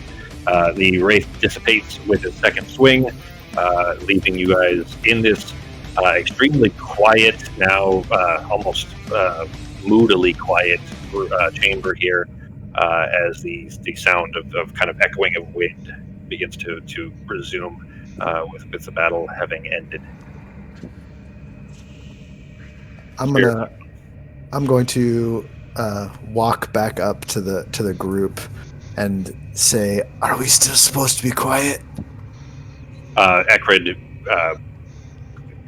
yelling, whisper yell, I guess is how I'd say that, in your direction. Yes, we still need to be quiet. Fine. Seems a bit unnecessary now, but sure. Hey, jump into that green spirit thing. It'll help you heal up. He kind of scowls at you. But for Arteme and Norok, if you guys are still going to be touching that, it lasts for 1 minute, folks. Yeah, I'm gonna like keep walking through it to heal myself completely. You guys can also just stand around and just kind of, arm, up to the wrist inside of it, touching against thing, instead of having to conga line with it. Sounds good. And while they're healing up, I would like to go and take a look around this corner and see if the ghost is maybe down this direction somewhere. Okay. Fox, roll 18d6. 18. Yeah, just keep clicking the d6. Keep left clicking it until you have 18, and then hit roll. That's the max damage, or max everyone get healed. It's 2d6, and there's 9 rounds left, so 18. 76, so I think everybody's okay. Isn't there okay, you're counting the extra ones too from the extra level? Yeah, because it would only be 1d6 per round, and there's 9 rounds, but because you did level 3, it would be 2d6 per round, 9 rounds, 18d6. Does that make sense? Yeah. Okay. So both Norok and Arteme, you guys were the only ones injured, I think, right? Sarah, you got a tiny bit. So yeah, you guys just walk through it on my way there. Sure. So Yeah. I'm gonna keep Spiritual Banjo just on the map because it's one of my very few not concentration spells, so I may very well be using it. It's not on the map. I'm just gonna keep the token there. Okay. How long does it last? Is it Only like 1 minute, I think. I'll double check. It's not a long time. Ekrid. Yeah, 1 minute.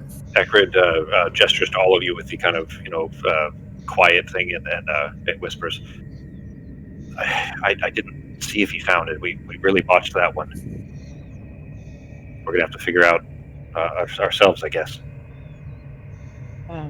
Yeah, he kept saying false while he was in that room, so. Kept saying false. What are you talking about? Yeah, like he kept repeating false, false, false.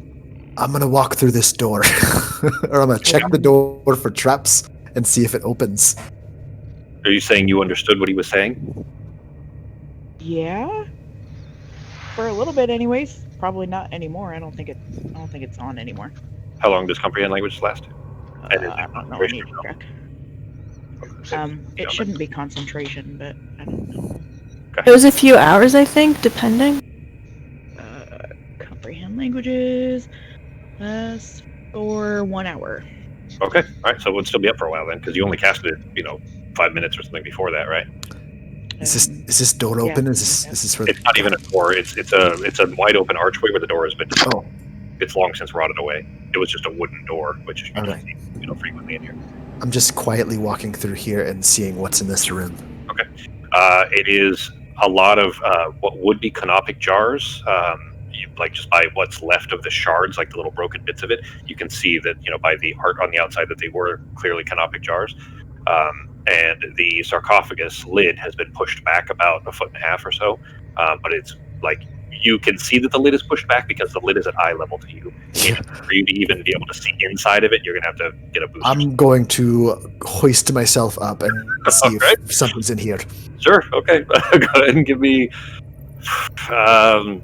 for simplicity's sake, I'm going to say that you have practice boosting yourself up on the countertops and things like that, like a kid. All the time, have to. I'm 3 feet tall. Yeah, exactly. So I'm going to say that that's not really a roll, that's below your passive. But give me a flat dexterity check.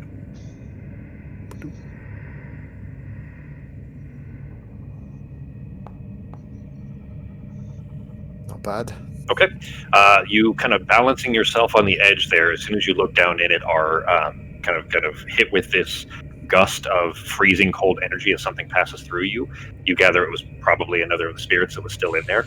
But it passes through you, and you don't see it. Like it doesn't seem to coalesce. It doesn't seem to, solidify. Is how I'd say in the entropic kind of a sense, but not really in a physical sense. But basically, you don't see the ghost beyond just the feeling of it passing through you, and then dissipating somewhere. My nipples just got hard. So I'm basically Pogo is going to look around in there to see if he can see anything to steal. He wants to find artifact type things. So inside of this, you see a row of bones, and this is very strange because it's not, the kind of burial ritual, anything that Pogo has ever seen before. But the bones are not arranged in the shape of the skeleton, but rather aligned parallel. So it's you see what are probably femurs, and tibias, amphibias, and so on, but they're all lined next to each other, lined one by the next, by the next, by the next, all in parallel, which is certainly very strange. And then at the end of those, in fact, the end that you're closer to, after this row of bones set up like keys, almost like piano keys, at the very end of that, you see. None of your characters would have any idea what this is or what kind of a weapon. You can tell it's probably a weapon of some sort. Even you guys may not know what this is, except like you would recognize it if you saw it. But it looks like a wooden club with like a clearly design, not just broken off of a tree, but hewn and smoothed out like a wooden club with chunks like little sharpened edges of obsidian that are stuck in both sides. It's clearly intended to be a weapon, and it looks somewhat ceremonial. Does it look heavier than 5 pounds? For sure, it's right. Smaller than you are and very heavy. I'm going to grab it and try to pull it out. Okay. You grab you leaning over, still balancing on the edge, almost acrobatic-like, balancing with one hand on the ledge. You reach it. Do I see him doing this? You see Pogo's feet sticking up out of the back of this thing, like almost up in the air, as he's leaning in. Like most of his body is inside the sarcophagus, as he reaches in to try to grab for something apparently inside there. Pogo, give me an athletics check with disadvantage. Okay. I'm just gonna yell at him not to touch anything in a sarcophagus. Last time we did that, Sai almost died. Well, we'll see how much of the disadvantage. Yeah. Wait. So I got 3. Oh, okay. You just rolled. I just rolled it twice. Okay. When you grab it's called. I got something from Norok. I think he might like it. I'm trying to remember the weapon's called a like a maul. No, it's a specific Mesoamerican style of weapon. You guys have seen them before, like in art and everything, but you probably I didn't know the name until a few months ago when I was studying Mayan cultures. But it's called like a mawickle, something like that. I'd have to look it up again. But basically, it looks like a wooden club with a bunch of obsidian flakes that are shoved on either side, and that's how they made swords essentially, because they weren't forging steel in Mesoamerica at the time. Anyway. But you grab the handle of it, and it's like solid in place. Like it might just be the age that it is kind of settled in here with enough sediment and petrification. But you try to grab the handle of it and try to pull it away, and as you do, you're still balanced with your hand there, but your feet go up in the air too much, and you begin to lose your balance and tumble inside. This is my nightmare. As you tumble in, the ghostly feeling that had passed through you reappears inside this cold stone box, and there's a freakishly giggle, like a terrifying giggle, and the stone begins to close above your head. Oh! You are sealed inside the sarcophagus with the ghost. Can I see this from where I'm standing? The only good news. The stone closing is echoing through. I'd like to let everyone know that I do have what's it called? Peter Pan. Ability. Yeah, what's it called? Halfling braveness. So I have. It's harder to scare me. Okay, that's fair. It's only a small amount of feet. I got the door open. Someone. Advantage on saving throws from being frightened. Okay. I would say that I wasn't going to apply the frightened effect to you, but I maybe should have even. So, but I think that suits Pogo's mentality. He's not easily frightened. See if I can help him. This is what you guys hear.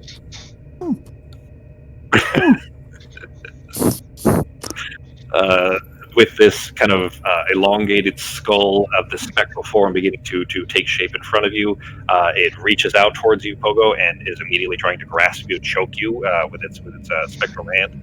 Are you reacting apart from that? You hear something happening outside, but it's difficult to focus on that. I'll try to stab it with my sword. Okay. You don't have a lot of room in here, but I would say that it's a large enough that you know. I was going to say I imagine it being pretty big. I could probably hobble around in it. like you try to kind of draw it up with your elbow and then smack your elbow against the side of the the inside of the sarcophagus, and then have to turn a little bit to make space to be able to kind of rotate the sheath to give yourself room enough to draw your elven sword. But you do manage to draw it as she reaches out to try to grasp you. Let me grab that. Oh, I should have deleted them all off the map. Let me grab one here. Here we go. It's a random icon. That's not the big one. Don't be afraid that it's the big one or anything. No worries. Okay. But she does attempt to chill touch. 14. Nope. All right. So she's trying to grasp at you as you're just knocking it away with your elbow and your wrist. Like you can't really get rooms to really swing. But you try to jab at her with the sword. It does seem to pass through her. Doing some amount of damage anyways. Norok, from outside, you are trying to shove the lid off, and it feels like it's like stuck in place. Like you saw it close. You literally saw Bobo's feet fall inside the box, and then the lid come closed. It feels like something's holding it shut. Crap. Ekrid in the doorway is like whisper shouting, "Be quiet, be quiet." And then moving off. Alright, then I'm just gonna... Can I take a look at it? Does it feel like a magical effect on the sarcophagus holding it closed? Give me an Arcana check. Norok, take your rage off. Oh, yeah. It would have fallen by now. I can't see where it says Arcana. Oh, there it is. Nope. Stop doing that.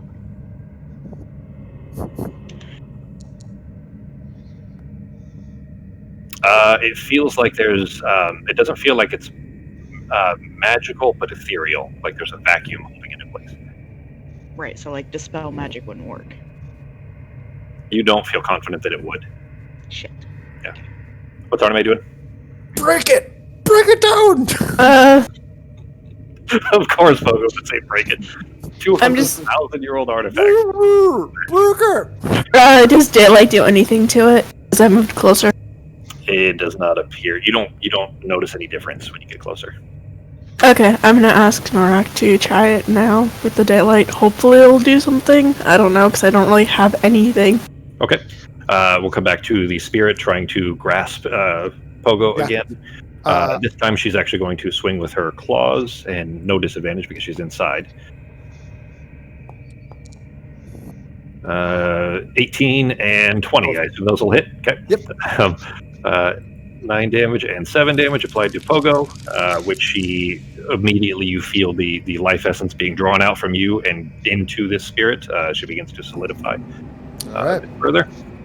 I'm going to cast Guiding Bolt at level 4. Okay. Just blind yourself with this blasting radius of the box. All right. 4th level. Yup. Motherfucker! Somehow, And it was terrible on the. Here's the thing. I'm going to say that you're like, you are so close. It's right in front of me. It's almost impossible to miss. Okay, Fox, go ahead and roll that again. Just the attack. We'll use this damage if it does hit. Just because you're literally like you're inside the box, and I mean any amount of dispersal would still have to hit her.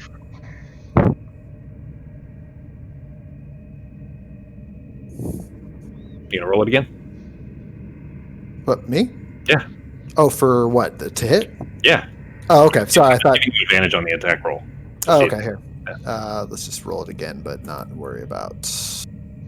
You just roll a d20, anyways. It would be. There you go. There you go. That'll do. Okay. So we'll still use 18. The initial damage, but you trying to hold her still for a moment as she's raking her claws against you. These kind of talony claws. The explosion is blinding, and you kind of have to blink it away for a moment before you can see again. She's still there, but it does appear to have hurt her pretty bad. Okay, coming back around to Norok. All right. See. You guys see like this little like little light coming out of all the edges. I mean, there's no edge. Hearing me just screaming. But there is a Pogo screams and the screams of the wraith inside. The room is now just illuminated in the brightest like noonday sun. It may have a further impact. Artemis had asked you to try it now that she's brought the daylight in. Okay.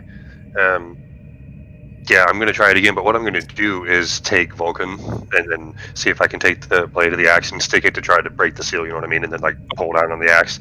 Sure. Instead of just pushing on the sarcophagus to see if I can kind of, try something a little bit different, since obviously I knew I gave it a good attempt last time and it didn't seem to budge at all, so... Roll. We'll just call it an attack roll because I'm going to give you proficiency on your strength modifier, but roll it with advantage.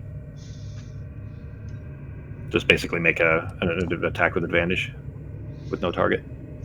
Well, a 20. So you the good thing with advantage too, because you dropped a 1, a natural 1. You take the blade of Vulcan and just kind of try to get it into the edge, and it doesn't seem like it's going to go. So you just grab your fist while holding Vulcan just by the blade in place, and you punch the hammer side of the. Remember, this is a war pick, so it's the back side of the hammer. It's flat, and you just punch into the hammer's edge and force the blade into the crack just a little bit, and then using it like a pry bar, you push down on the haft of Vulcan, and the lid lifts up about 3 inches or so. Sweet. Is it enough for the light to at least get in and hit this fucker? Immediately. Okay. You were first blinded by your own guiding bolt, but now by the daylight, into this inside of the sarcophagus here. The spirit shrieks and then coils away, and you see the size of the spirit shrink down until the only portion of it that is still there is in the shadowed corner where the daylight isn't quite touching it quite so much, like up into the back corner of the thing, like. Not anybody's seen that movie. There's a movie called Enemy where there's a giant spider at the end. Anybody know what I'm talking about? I do not remember. No, that sounds cool. It's a famous scene, and it makes no fucking sense. It is the weirdest goddamn thing. Like the movie, there's no spiders in the movie. It literally has no place in this, but it ends with this gargantuan tarantula, like room-sized tarantula. This guy goes into like a hotel room or something like that, and he walks into the room, and this massive tarantula is in there, and it kind of shrinks up into the corner for no reason. Like it has nothing to do with any of the rest of the movie. It's the weirdest fucking thing.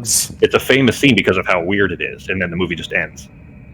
Anyway, but she shrinks up into the corner, like trying to keep herself in the shadows inside of the box here. Okay, to Artemis.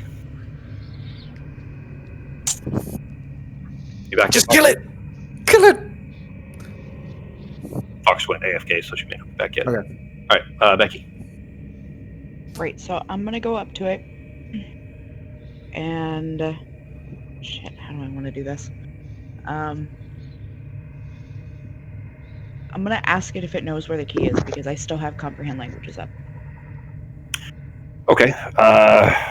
There is a shriek from her. You get the sense that the response is feminine, and she shrieks back at you. The way is shut. The dead keep it. Terror her dreams, false her mind, the way is shut, and she's just shrieking like in a panic. Will you put that in the thing for me? Yeah.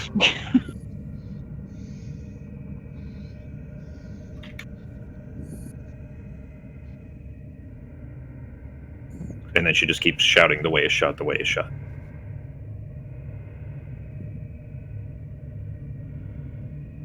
And this is like, she doesn't stop. She's still shrieking this, no longer trying to attack Pogo, but recoiling away from the daylight and the blast of radiant energy that Pogo hit her with.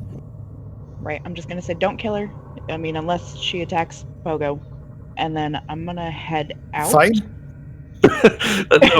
But Pogo is still trapped in a box. There's only like 3 inches of daylight getting in. He's still trapped in a box with her. He may be scared anyway.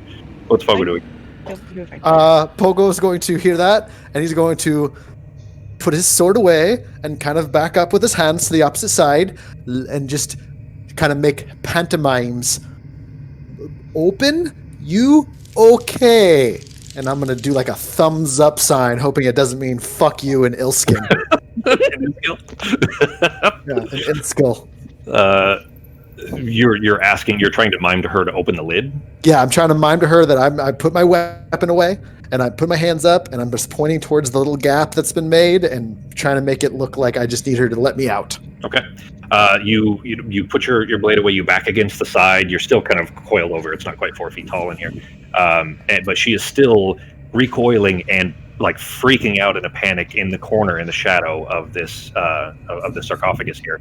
And if anything, it's much scarier than her attempting to attack you, because her attempts to attack you kind of were able to deflect for the most part. You know, you still took some wounds there, but that was something you were prepared for. Her freaking out and being in a panic and just shrieking these words that you can't understand. You can't even quite tell that their language is quite a bit scarier, I would say. But she doesn't appear to be understanding your, apart from you necessarily not being as hostile as you had been. She doesn't appear to be lifting the lid or anything. Fox, what you real quick just to catch Fox up because it could be important here. Your daylight seemed to have had enough of an impact. Norak was able to break the seal, and there's about a 3-inch crack or so. Norak has his axe Vulcanbreaker stuck in the lid and has lifted it off about 3 inches. The daylight is spilling inside, and the wraith inside is shrieking like it's panicked and terrified. And Sarah yelled to Pogo not to kill it. Unless it attacks him.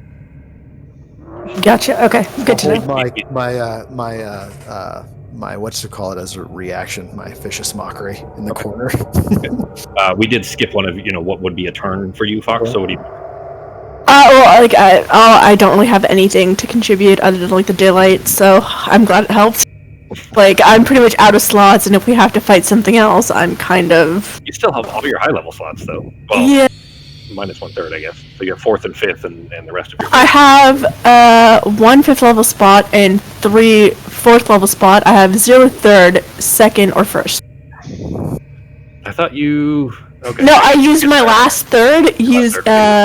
For healing spirit. Gotcha. Okay. Jeez, did you really burn through that many? It doesn't seem like you casted that many spells. No, that's why I'm wondering, like, if it... no, because last time I casted a few when we fought downstairs, so... And then we didn't take a rest, so yeah, I'm pretty much out of slots.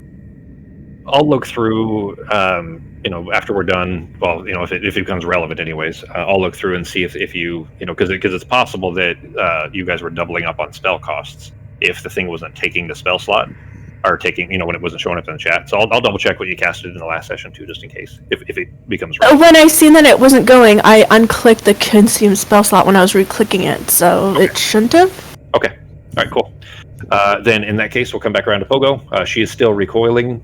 She's not, lifting the lid off. Or sorry, actually, you did that already. You backed away. So then in that case, we would come to Norak. Okay, I'm going to try to push the lid open more, just using my arms and stuff, my hands. Okay. Since I've already got the seal broken. Athletics with advantage. Shove something in the slot to keep it open at least that big. His axe is still in there. His axe is still kind of lifted the lid off, like not just up, but also back a little bit. So even if it fell now, it would still have a crack. All right, you grasping the lid, you lift it up. It takes a lot, a good bit of your effort to be able to do so. So you kind of shove your feet into the dirt enough to hopefully get purchased where you won't just be pushed back by the weight of the lid, and you lift it up. Pogo just standing over you like Messiah. Is Norak just lifting the lid over your head? In this, he's 3 times your height practically at this point. Is there enough room for me to get out? Oh yeah, it's up. Yeah, it's up all the way. Like Norak is straining, trying to hold the lid up. Norak, as you push the lid up, you see this kind of blue essence of the wraith in the corner. As soon as there's kind of this open space with the daylight spilling in, the wraith almost snake-like kind of floats up around the edge of the lid and then back around the corner, like outside and behind the sarcophagus. Okay. Works for me. And then I'll just set the lid down once Pogo's safely out of the way. Okay. And then I'll step back. Pogo, wait. Before he does that, I am going to try to still toss that weapon out. so I was going to say you're actually standing on it, basically. Yeah, I'm gonna try to just toss that out real quick. You reach down and grab it, and it is still like it's just. Okay. If it's like. It's taller than you, and it's very heavy. So you grab it, and you can lift up one end of it, but you would not be able to lift it up. Never mind then. I'm just gonna roll my little fucking halfling body out of this dumb thing. Okay.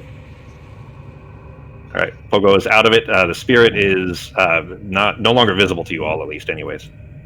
Fuck off with this spirit. I'm just gonna keep my vicious mockery ready, just in case. I'm gonna ask Sarah if she could try and talk to it. Maybe the spirit will help us. Because if they don't want him to revive as much as we do... Yeah, first I'm gonna tell Ekrid exactly what it said, and then the fact that the one before it kept repeating false, maybe that has anything to do with it says false her mind. I'm assuming they're connected in some way. The best I could make of that is the tyrant must have gone mad. Right, well, do you have any questions for her? Because I can kind of interpret right now. At least My only for a question while. right now is, where is this key? You've made so much noise, all of you, in this. I'm afraid if the Lord returns, that would be troublesome enough, but we need to find this key and get to the tyrant before she could make much use of the Ark. Well, let's find this key then. You All can right. lead. I'm gonna go back over there. Do I see the ghost behind the thing? No. Shit. She may have gone through the wall. You don't know. Alright, Through the floor or something. okay. What is on the... Because you said that the thing was looking at stuff on the floor, right? It was What's on digging the through floor? this room. Tons and tons and tons of broken bits of canopic jars called potsherds. I love that word because that's the word. Because they are literally pot shards, like shards of broken pottery, but that's not the etymology of that word. That word is potsherds, and it is, it's an important archaeological and historical word, but the etymology has nothing to do with shards. Just coincidence that it turned out sounding like that and looking like it's just misspelled. Nobody else will ever give two shits about that kind of stuff, but I do. So there you go. There's your history lesson. Right. Shit. Okay. Well, there's no way I can see anything. Pogo, do you still have that gem thing? Sure, but I think... Let me just double check. I think I don't have it. Yeah, I mean, I have it, but it's not like... I'm not really feeling it right now. Can't use it. Arteme and Norok, give me a flat intelligence check.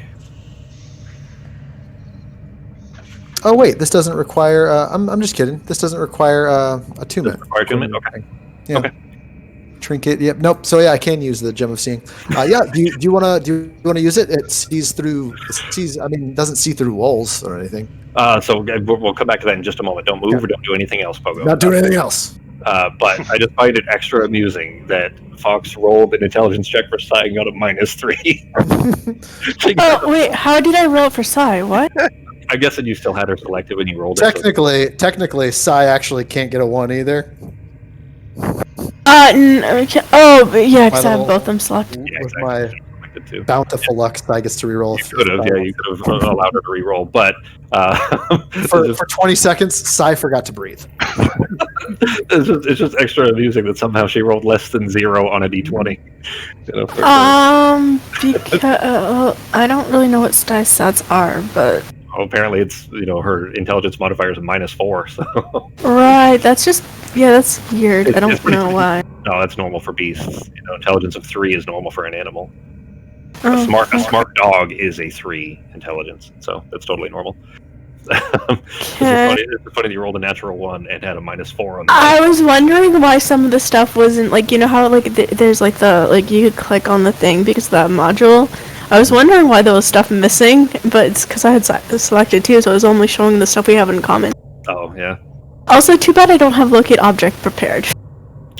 Well, you kind of do if you would take a minute to look over your things. But anyways, as far as the situation, Sarah having, digging through broken bits of canopic jar in that room, all the stuff that the spirit that was in there had shattered and broken further, if they weren't already broken enough.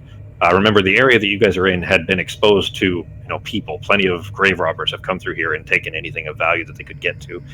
So there just doesn't appear to be anything, glittery, nothing gold, nothing like of any particular use, as far as you can tell. But a lot of refuse, a lot of broken bits. But Sarah, having shouted that to Pogo, Pogo, you grab the gem then? Yeah, sure. Yeah. Oh, wait, what do you mean by technically? Because it's not a ritual. What do you mean? You said I technically have her prepared. No, that's not what I mean. You'll come around to it eventually, probably. I imagine you would, anyways. You've had it in your inventory since literally day one, over 2 years ago. Well, you have. Anyways, I'm not going to say anything further because I already kind of told you about it 2 weeks ago, 3 weeks ago, that session before last. Just to let you know, it only lasts 10 minutes. What? It only lasts what? Oh, the gem. You just hold it to your eye. It only lasts 10 minutes. You can see like invisible things and stuff like that. Well, there's more to it than that. Go ahead and click the gem of seating, if you would. Sure. So the gem has 3 charges. As an action, you can speak the gem's command word and expend 1 charge for the next 10 minutes. You have True Sight out to 120 feet. So if you want to look up True Sight, sees. Yeah, it's not. That's what I wanted to confirm. It's not see invisibility. It's True Sight. No. So it's all sorts of stuff. Yeah. You lifting the gem up in the direction that you just so happen to be facing currently on the map. You lift the gem up to your eye. Not Sarah. This is Pogo. He's still got the gem in his hands. So lifting the gem up to your eye, you speak the command word and look through it. And laying on the ground about 30 feet, 40 feet to the south of you, Pogo, is a small disc. Looks like a plate. All you can tell, anyways, just looks like maybe a ceramic disc. It's hard to tell, but it's not broken. It's not chipped like practically everything else in this place. Maybe 8 inches in diameter, and it's glowing with that same kind of ethereal light that the spirit was. Guys, there's a glowing disc up here on the ground, and you can't see it unless you look through here. So when Pogo says that, Norok, you have this kind of ringing bell memory of in the middle of a fight hearing something hit the ground around the corner. Yeah, when we were fighting. Okay, I was actually going to ask you about that when you brought. Cool. Come on, who wants to be the one to touch it? I will. I've got gloves on. Ekrid turns and looks, and kind of walking down the hallway, he turns and looks back at you. What are you talking about? I don't see anything. See this nifty little piece up here. It lets me see stuff, and I'm guessing it's like right in front of me now. Yeah, right about. I'm just gonna point at it. I'll use my mage hand. I'll drop my getting ready to cast everything. I'll use mage hand to see if I can like physically touch it or if it just passes right through. No, it's solid. Everybody can see it. It's literally just looks like a disc. It looks like so I have True Sight just to get through the darkness. True Sight to get through the darkness and to be able to see that it still had this kind of ethereal residue left on it from the spirit having holding it. Okay. So no, I'm just gonna pick it up then. Okay. Then you lift it up. How big is it? It's about 8 inches in diameter. Looks like a thin disc. Here, put this in your bag. I'm gonna hand it to us. Sarah's got the bag, right? Nope, but I'll take it and go give it to Arteme to go put in the bag. Well, whoever has the bag, put it in the bag. We'll figure out what we're gonna do with it in a minute. Ekrid looking at it frustrated. I don't know what we're even supposed to do with that. Is that he was holding that? Is that what you're saying? I don't know. It just seems interesting. It seems nifty, neato. And then what does it look? I'm gonna try to look at it while I'm giving it over to Sarah. What I'm trying to do is I'm not trying to let Ekrid kind of see exactly what it is until we figure out if we might think we need it or know what it is. I would say that being the kind of what's the word I'm looking for, less than moral halfling that Pogo is. The sleight of hand is something he's spent a lot of practice on, and I would say that it would be within your passive to be able to kind of toss it from one hand to the next and so on, to not let Ekrid get a good look at it to hand it to Sarah. So what am I adding to the bag of holding? Well, first I'm trying to take a look at it, and I'm hoping that Serafina takes a look at it as well. More like just a quick hot potato of stuff to get it. Okay. I don't trust him yet, so. Using your sleeve, Pogo, you're kind of trying to, there's kind of voluminous sleeves. You kind of use that to block the view, not in a way that is clear, like that you're not trying to. At least it wouldn't give the impression that you're trying to hide it, but kind of keeping it from being, direct line of sight for Ekrid. Between you and Sarah, as you two kind of are handing it back and forth and kind of looking it over and flipping it back and forth, there's no etchings, there's no design. It looks like a plain, essentially ceramic disc. Tapered slightly, meaning that the center of the disc, like a pancake, I guess, would be a little bit thicker, where then the edges are, it's thinner around the edges. But otherwise, no adornments, nothing. It looks completely plain, doesn't look valuable, doesn't look interesting of any sort. It looks like a flat, perfect disc. Does it seem like it would go in any of the areas that we've been so far, kind of working into a mural or something of that nature? No, nothing that you've seen so far.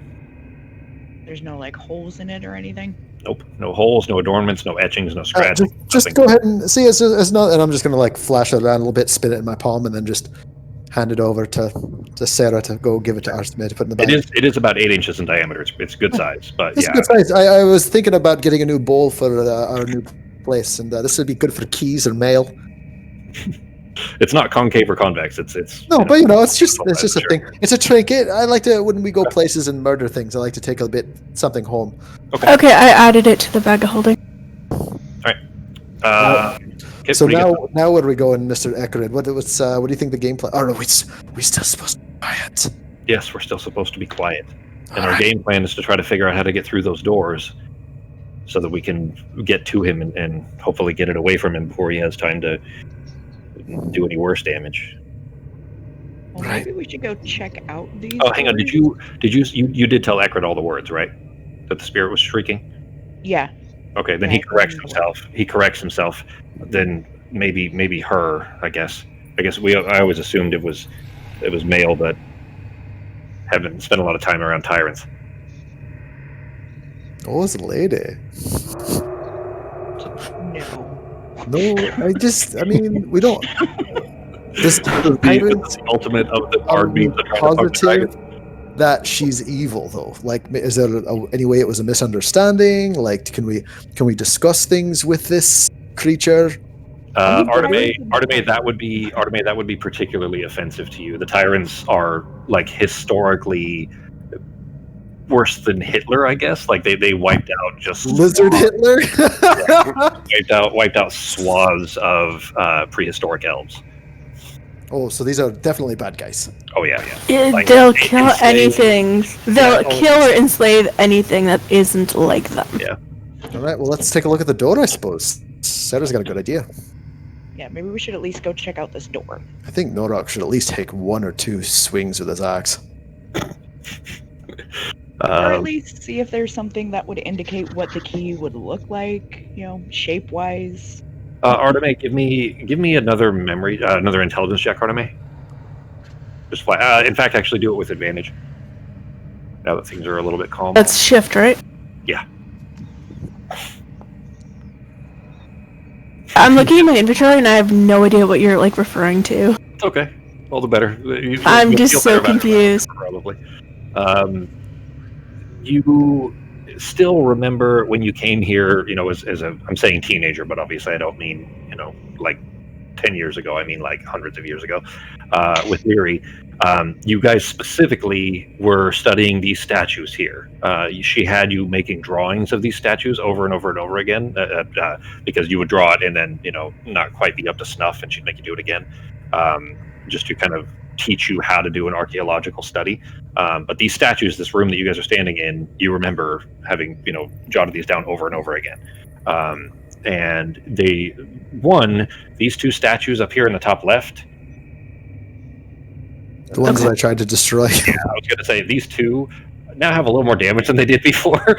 And specifically, you note that the extended talons, the claws that were extended, have been damaged. They look like they've been broken off. But you remember that when you had to study these before, that there were... Your Leary, anyways, had gathered that there's probably some number that is necessary, some importance to the digits that they had extended. Now that they're broken, it's a little harder to kind of identify what those were, but you remember that there was probably some kind of a code or something that you gathered it must be from these statues, and that in the statue directly across from you, there is a small, the big one, the giant statue that's directly across from you. There is a small, not bucket, but like a open space, I guess, for things to be in. And at least then, you haven't looked this time, but at least then it was filled with a bunch of potsherds and then these weird kind of strange objects that didn't really seem like they fit the rest. But the ceramic disc that Pogo and Sarah were passing back and forth, that's what it reminded you of. That there were some other objects in there. There was an X shape. There was a square. There was a triangle shape. Some other shapes inside there that were kind of smooth ceramic, just like that disc. The disc wasn't there. You don't remember having seen the disc ever before. Okay, so do the digits represent which shapes? You don't know. You never got that far, and you were a kid really at the time, and very annoyed having to spend your summer doing all this.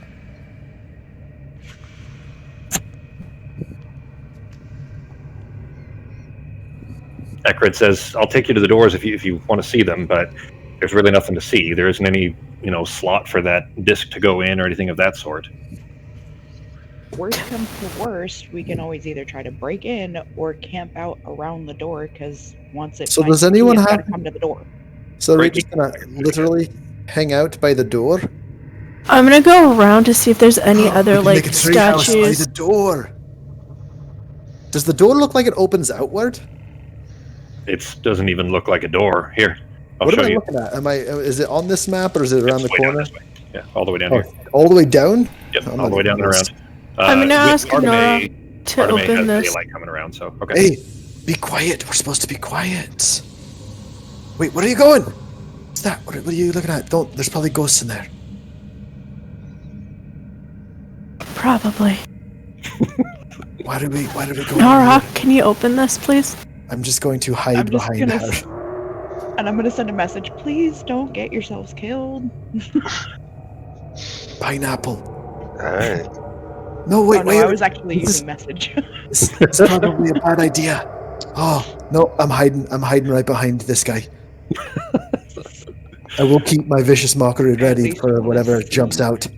You're hiding behind a terrorist who'd rather kill you than save you. Yeah, Very smart. he's not a ghost though, so that's fine.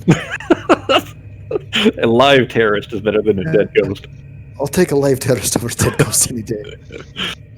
You kind of have to almost repeat the same process as last time, putting the haft of or the blade rather of Vulcan in the edge. You don't really have to hit it this time. It doesn't feel like it's sealed shut. It's just sealed with age, is the impression you get. But you kind of pry it open a little bit, pop the lid. There is an awful ancient smell that comes out from it. It's clear that this has been opened at some point in the past 100 years or so, even though these are 200,000-year-old ruins.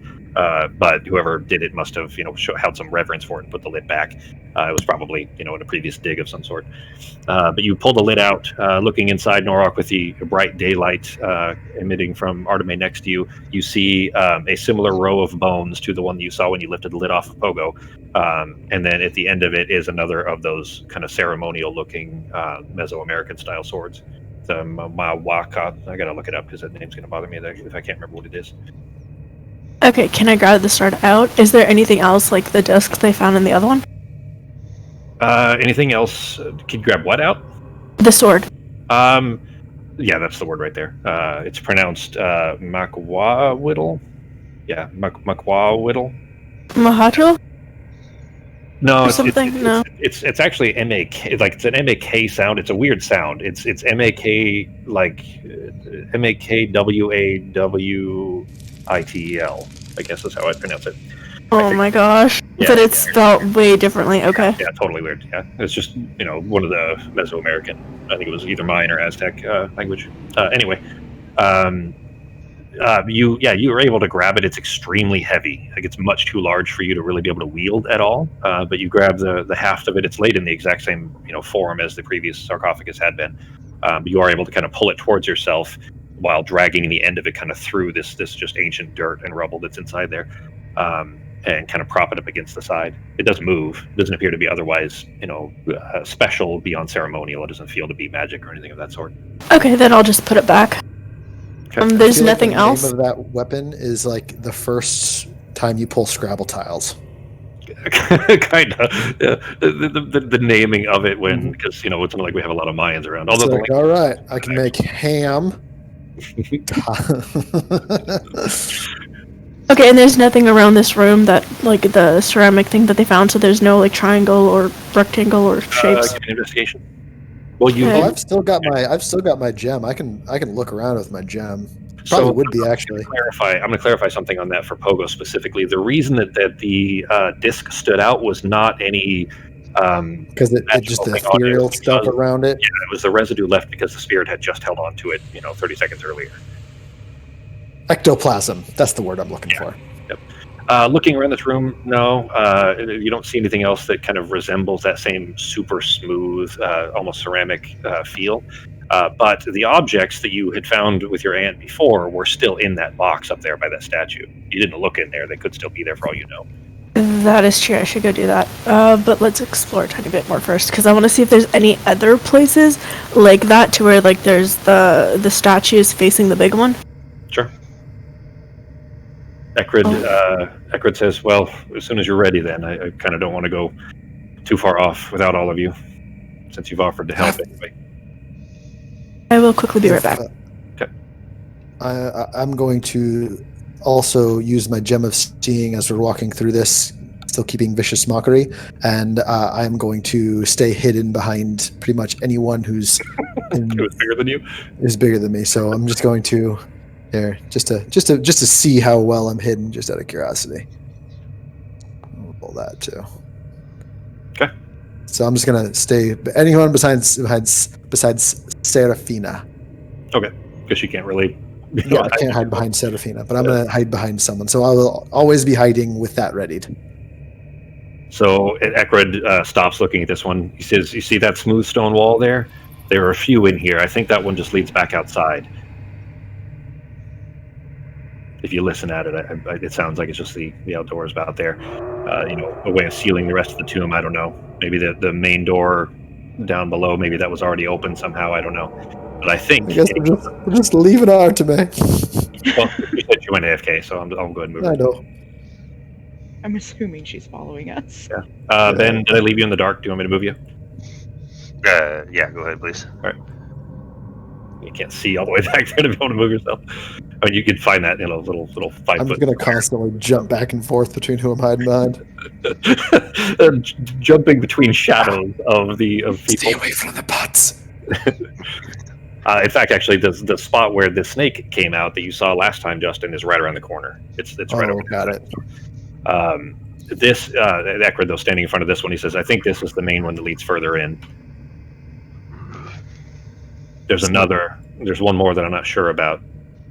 Do I see anything through my gem on the door? No.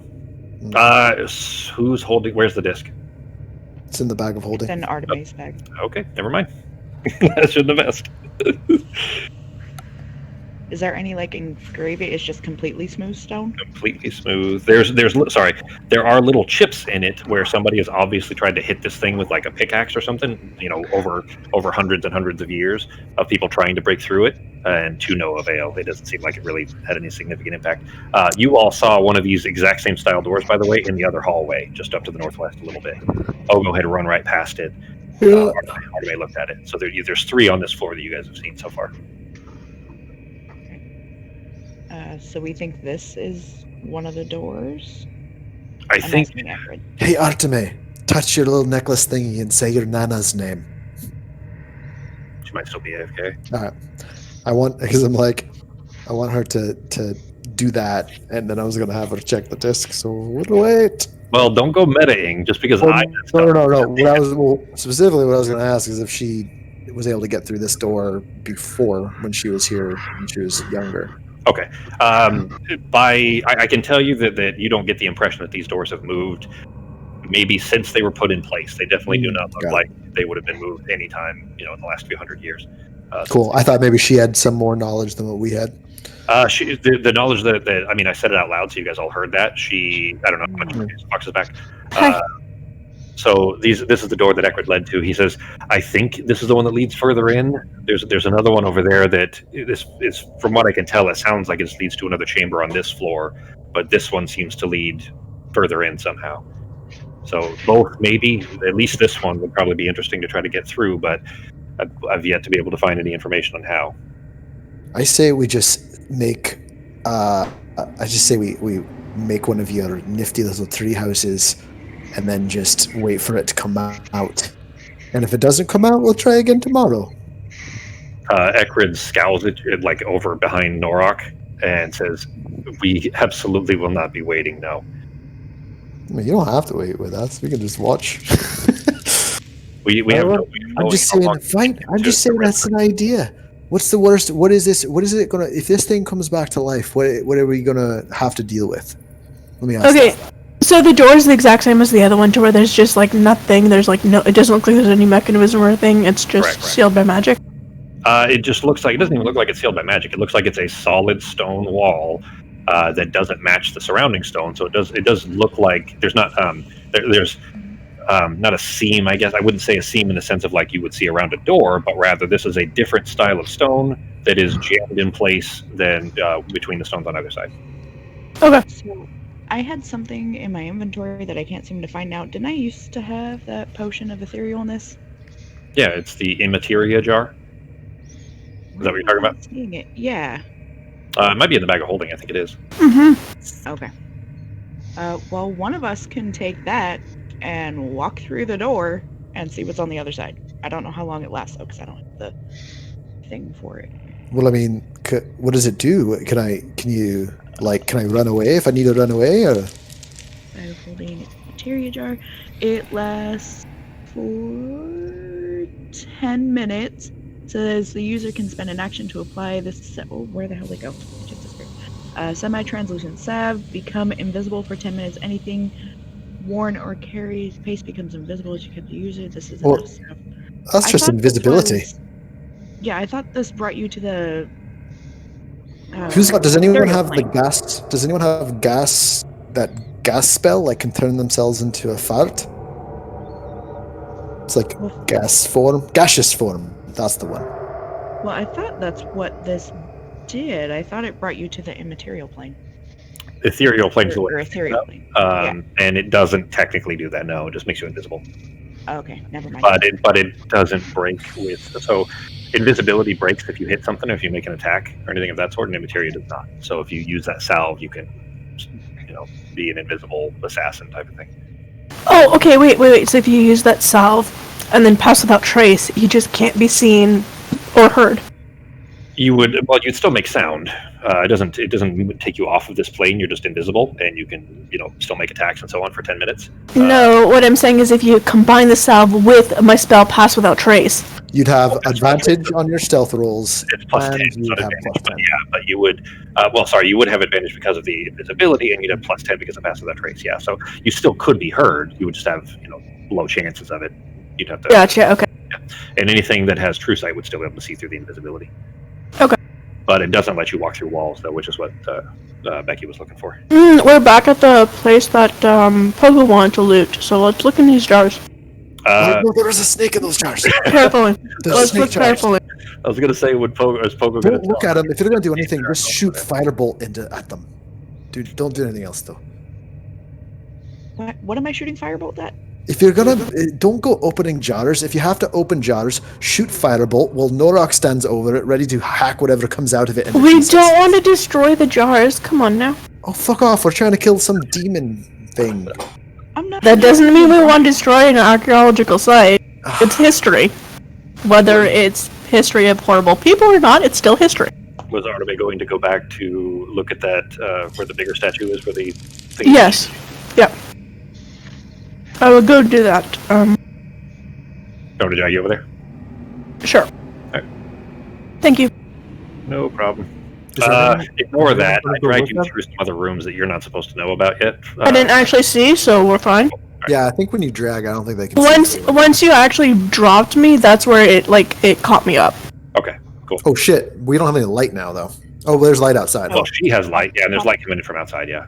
I'll pop up dancing lights so they can see. Okay. There's still sunlight coming in from outside. If you guys look around to the left, that goes right outside. It's literally right off the cliff and down to the river below.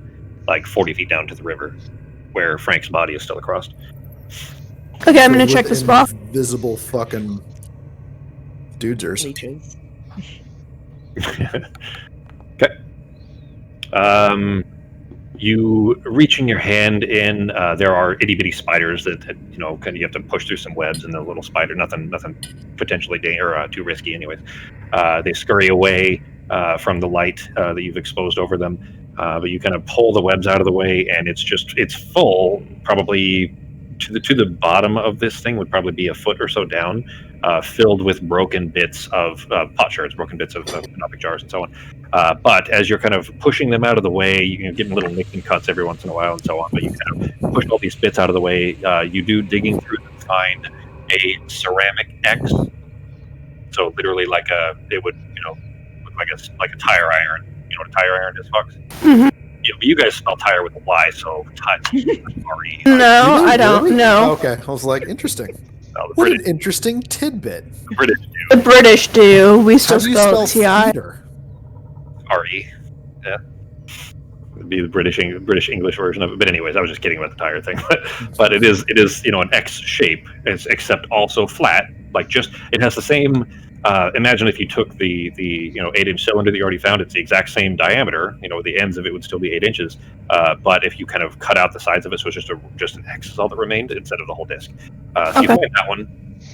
Then you keep kind of sifting through, and then you come across another one. You kind of bang the back of your hand against it, and it scratches the back of your hand a little bit. Not enough to really hurt yourself, but a small little drip of blood because you banged it against the corner of a very sharp square. Same thing, about 8 inches or so in diameter, but a flat square, similar kind of smooth ceramic and so on. So let's see those. You keep looking. Digging through another minute or so, and then you find a 3-edged one, a triangle. Okay. After digging through the whole thing, you've come up with an X, a triangle, and a square, and then, of course, you already have the disc in the bag. Okay. But there'd still be one missing if they correspond with the statues, right? You kind of stop and turn around, and looking at the statues now, are you, I guess... Yes, one object would be potentially missing. Potentially. Okay. So, there's a triangle, a disc, a square, and a T. An X. X. Yeah. Literally, they would be the PlayStation symbols, but it doesn't, you can ignore that. That's not why. It has nothing to do with that. There's a reason you'll understand before long. Oh, we're not going to play PlayStation? That's how you get the Iskall to come out. Okay.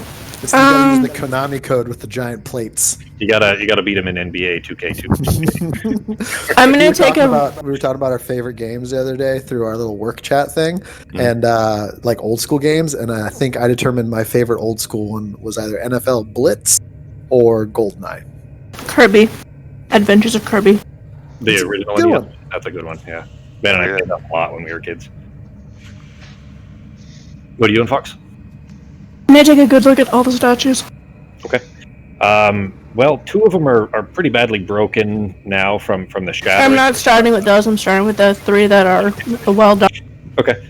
This one, looking at the one that you're standing in front of on the map there, the hands are, both or all of them kind of have, arms out, and they're all holding a weapon of some kind in their left claw. Or sorry, rather, their right claw is all of them are grasping some kind of a sword or a glaive or one of those maquawiddles, whatever. And it's such a nonsense word. It's difficult to pronounce, of course. But anyways, they're all holding some kind of a weapon in one hand, and then the other hand is like their what would be the wrist of a an avian bird like dinosaur like creature. It's holding a hand out and then have different numbers of their talons extended. And this one on the far right here, this one is broken off. The hand is missing. Okay. But looking around, there's a lot of rubble in the room. So. Yep. Next one. Okay. Next one, wrist is forward, the claw is splayed open, and it has the 3 talons on the top and the 1 on the bottom. All 4 of them are extended out. Okay. Norok, what are your pants made out of? Are you still Like, grasping? how many animals had to die to make these? Is this like an entire buffalo or 3?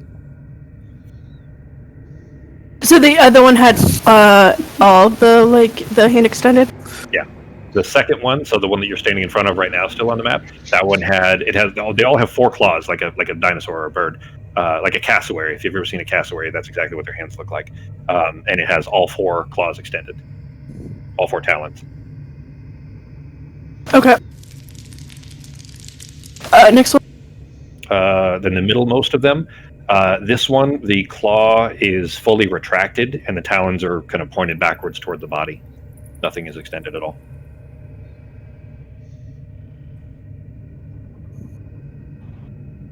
Okay, and the other two were pretty broken. Do I... Not completely destroyed, just, a little damaged by some shattering. Okay. So what about these? That one, okay, that one, the claw is broken off at the wrist. It's just smooth stone now where the break happened, 15 minutes ago or whatever. But the claw is laying on the rubble down below, and you can grab it and immediately see where it was shorn off and match it up easily. Okay. This one, the top 3 talons are extended, and the bottom one is kind of curled back. Imagine if you took, And the bottom one is curled back? It's got 3 talons extended, and then the bottom one, they only have 4 total talons, but the bottom one, the one that would grasp around the back of a branch, for example, that one is curled upwards. Okay, and the last one? The far left one there, the wrist is sticking out there, the claws are splayed open, and this one, the 2 talons are extended and 2 are retracted.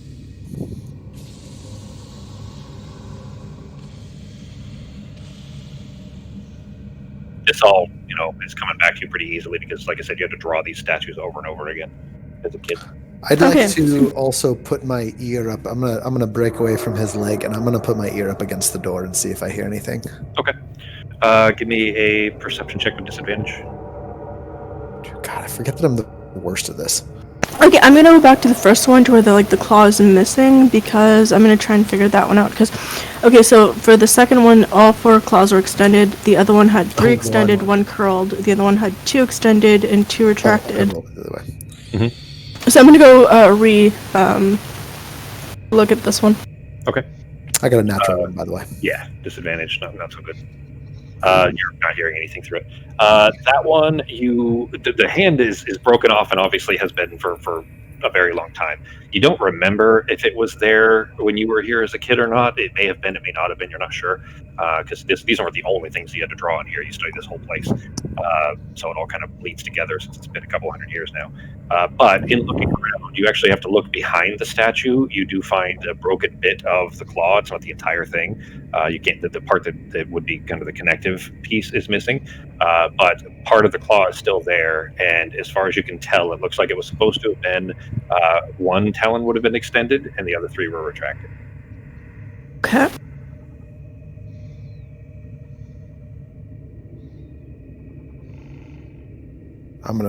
How long has it been since she's been looking at these things?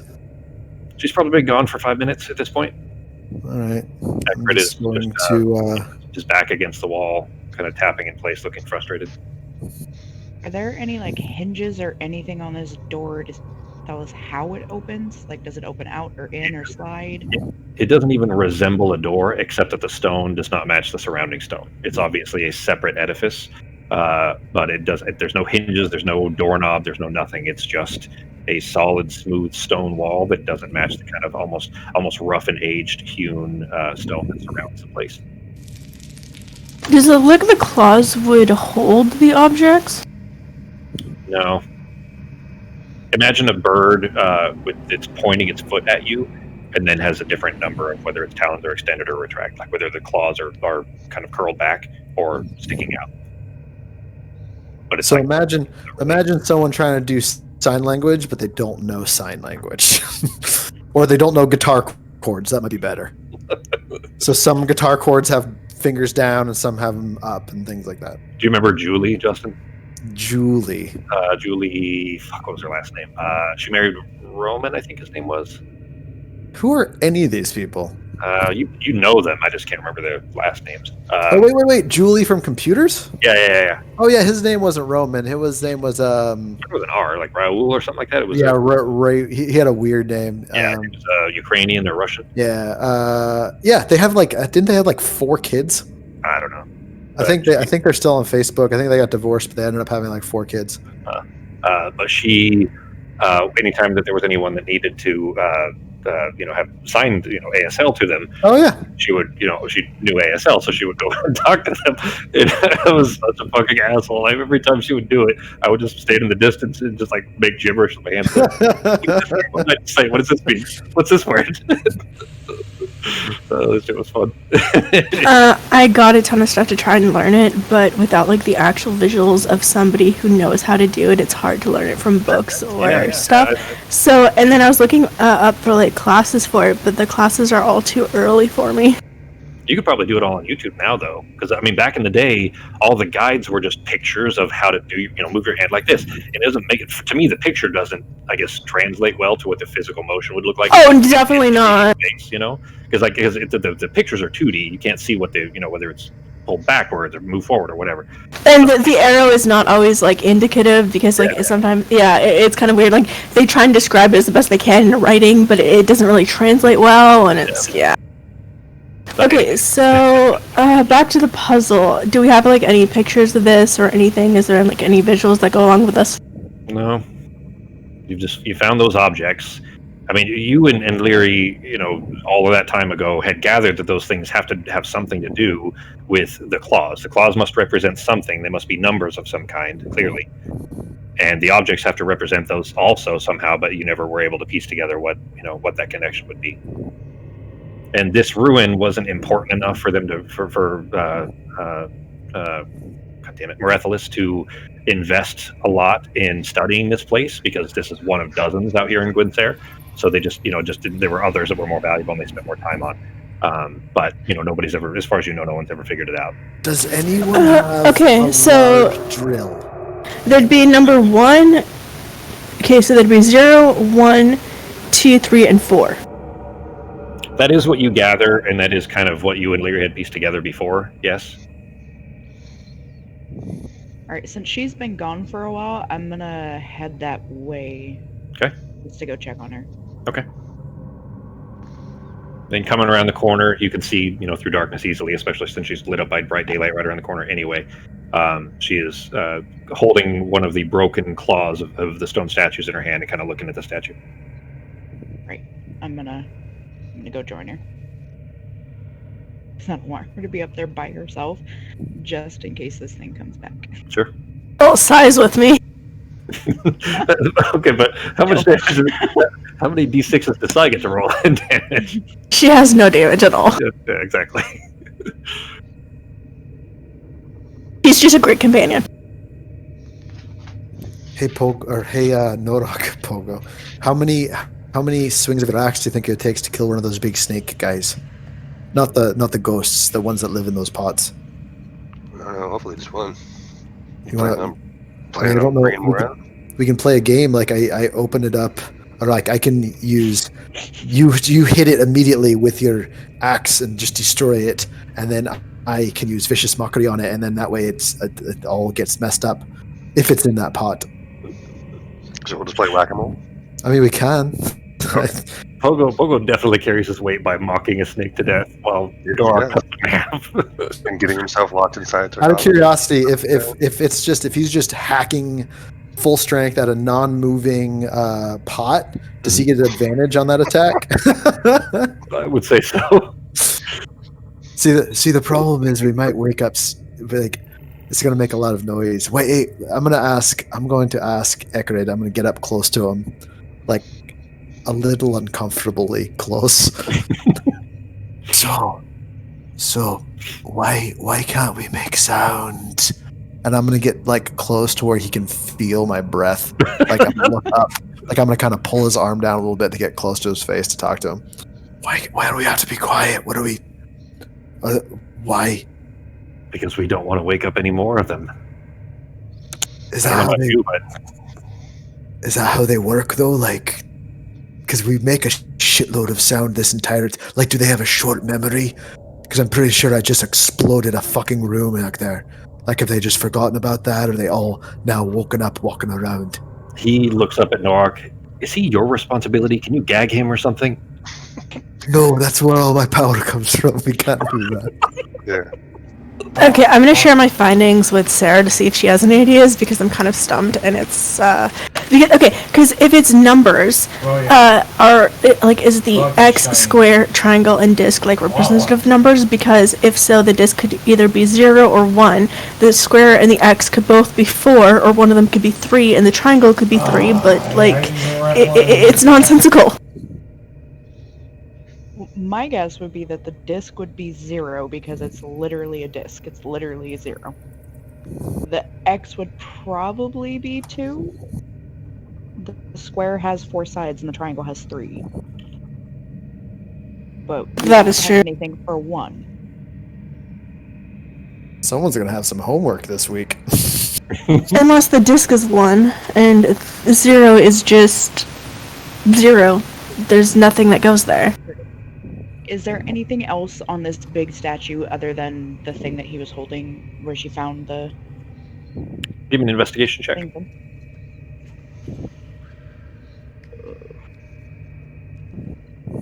I'll relook at it too, just for a second pair of eyes, and get a really bad roll, apparently. Both of you did. Man. Not that you guys can tell. I mean, it's basically you think that it's probably supposed to be representative of what the tyrant might look like, although by scale, based on the mural, it would have to be much, much smaller, of course. The tyrant would be gargantuan compared to this. But it's basically just got 2 kind of hulking arms that are holding down around this big box, kind of like this big stone, like a trough, I guess, almost, and that's where all those potsherds were, which is where Arteme found the objects in. But apart from that, you don't see, anything else that stands out. I don't know, maybe try sticking them all inside? I mean, you found the other ones inside, but the disc wasn't. Just see if it does something. True. Okay, It let's can't hurt. try putting them all in. Okay. You take the disc out of the bag, set the 4 objects inside the, trough bucket-like thing. Nothing happens. Meanwhile, I'm literally just hiding behind Norok, trying to figure out how many cows it takes to make his loincloth. Looking for stitching. Yeah, I'm just curious. That's where the edge of 1 would end. Alright, so based on the mural on the floor, is there anything like special about where the mural is on the floor and where the statues are placed? Give me another investigation. Better than a 3. I didn't roll twice this time. I don't know. I clicked it once and okay, this is just. But I mean, even in looking at that, I mean, you're very thorough, and you had definitely checked the mural before.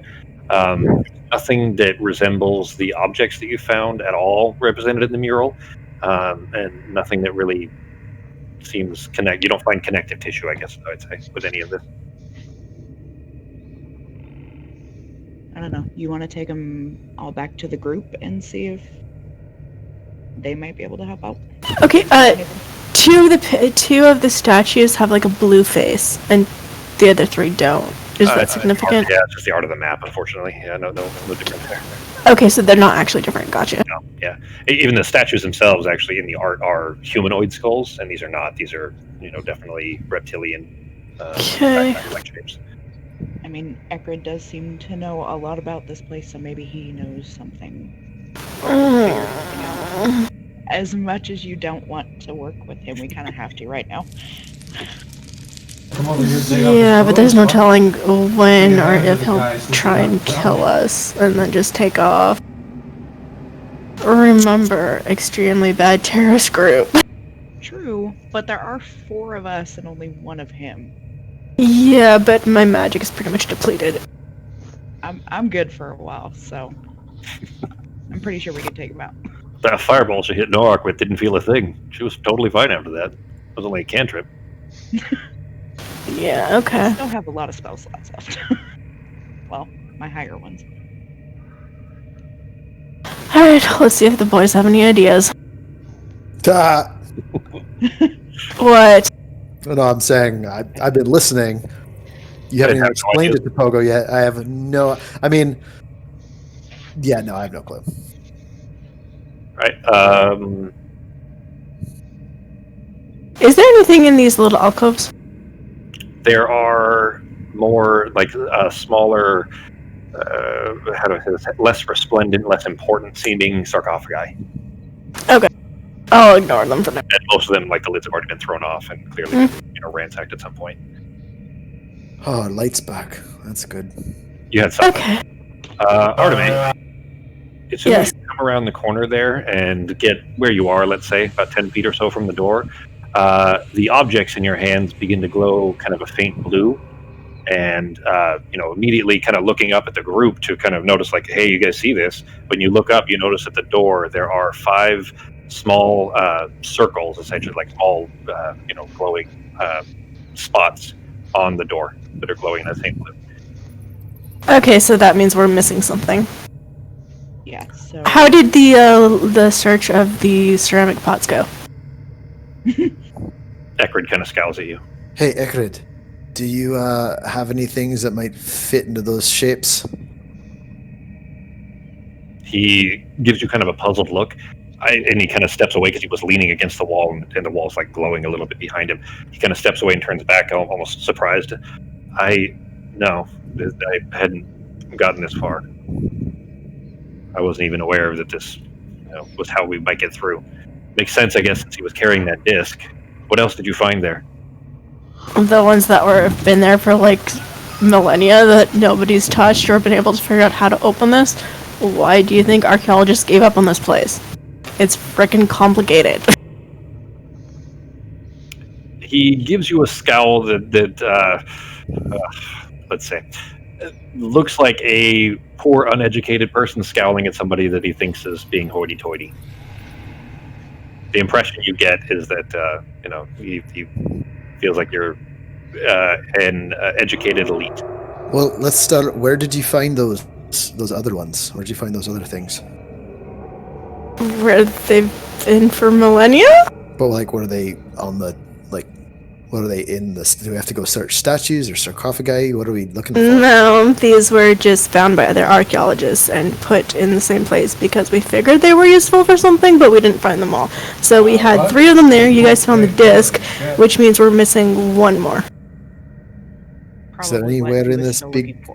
Is there anyone in this big place that we haven't been yet? Other than the doors that we can't open, no.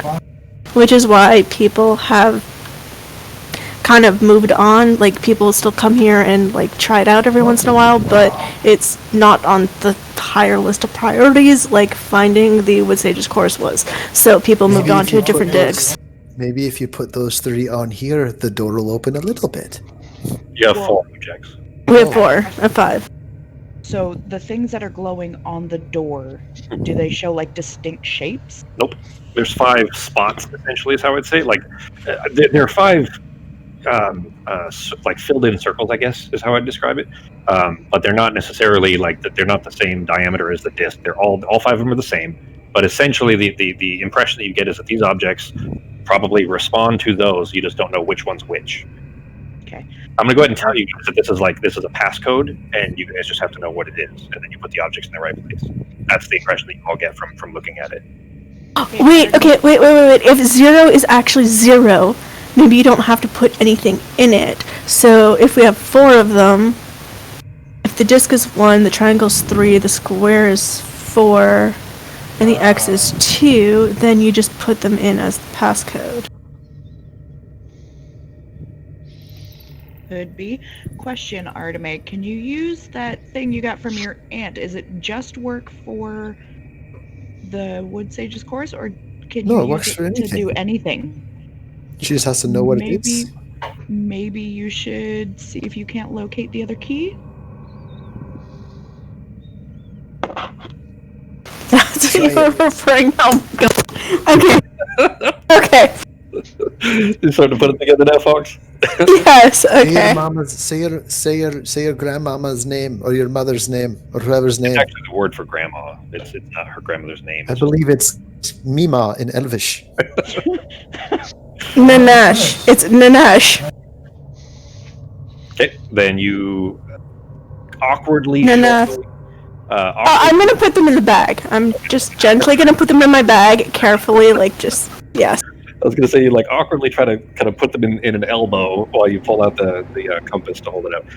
You say the word, and the compass spins and spins and spins in place, never stops. Okay. What's that supposed to mean? You gather that means that you have the keys already. Okay. So there are only 4. So you just Apparently. put them in the right spots. One of those spots is a danger spot. It's a bad. You don't want to stick anything in the bad no-no It's like spot. Minesweeper. You put it on the one that is the bomb, and you blow the whole game up. Yeah. Okay. I'm gonna grab the disc and kind of like hold it, not touching the door, but like hold it up to each spot and see if it like maybe glows a little brighter when it gets close to one. No, Sure. Damn it. You do feel like there's almost this magnetic pull over the first one, and so you kind of let it settle against it, then you pull it away, and you move to the second one, and there's the exact same magnetic pull. It's almost like they're magnetized to this, but they're not to any specific of these slots, as far as you can tell. Okay, and there's 2 doors, so we're guessing that this has to open both doors? Don't know. We can head to the other door and see if they glow. Let's do that and check that out first. And I'm also Do it gonna quietly. I'm also Probably gonna snakes in see at least one of these jars. I'm also gonna see if the Wood Sage's course is still where it was before. Okay. Then before you put the compass away, you whisper the code word or the magic word again, and it spins and spins, and it points upward to the north slightly. Same place. Okay, perfect. So that hasn't changed. Okay. I'm going to go ahead just for the sake of time, because we're over time now anyways, and I have to get back to work here shortly. You all walk around the corner up to the left there to the hallway where there's blood on the ground, which is, you now know to be Ekred's blood, of course, when he was attacked by the first spirit and the Wood Sage's course was stolen from him. But Arteme, you walk over to the other kind of smooth stone wall door there, and the glow does not happen. The objects don't glow, and there's no glow on the door. Okay, so it's different objects, so that's the other door is definitely the door that'll open, and we'll pick back up at the puzzle when we come back. The other door also might be just a door that was made that wasn't ever designed to be opened. Like maybe there's only one door in, one door out. It definitely resembles the same kind of different stone, so it does look to be, a portal of some kind, something of that sort. But it very well could be, as Pogo was describing, maybe it was intended to come in from the other way or something like that. You don't know, but at least Yeah. Maybe it's like they only open from one side, like a just weird lock. All right. Well, All that was right, fun. so next, let's see, what is timing.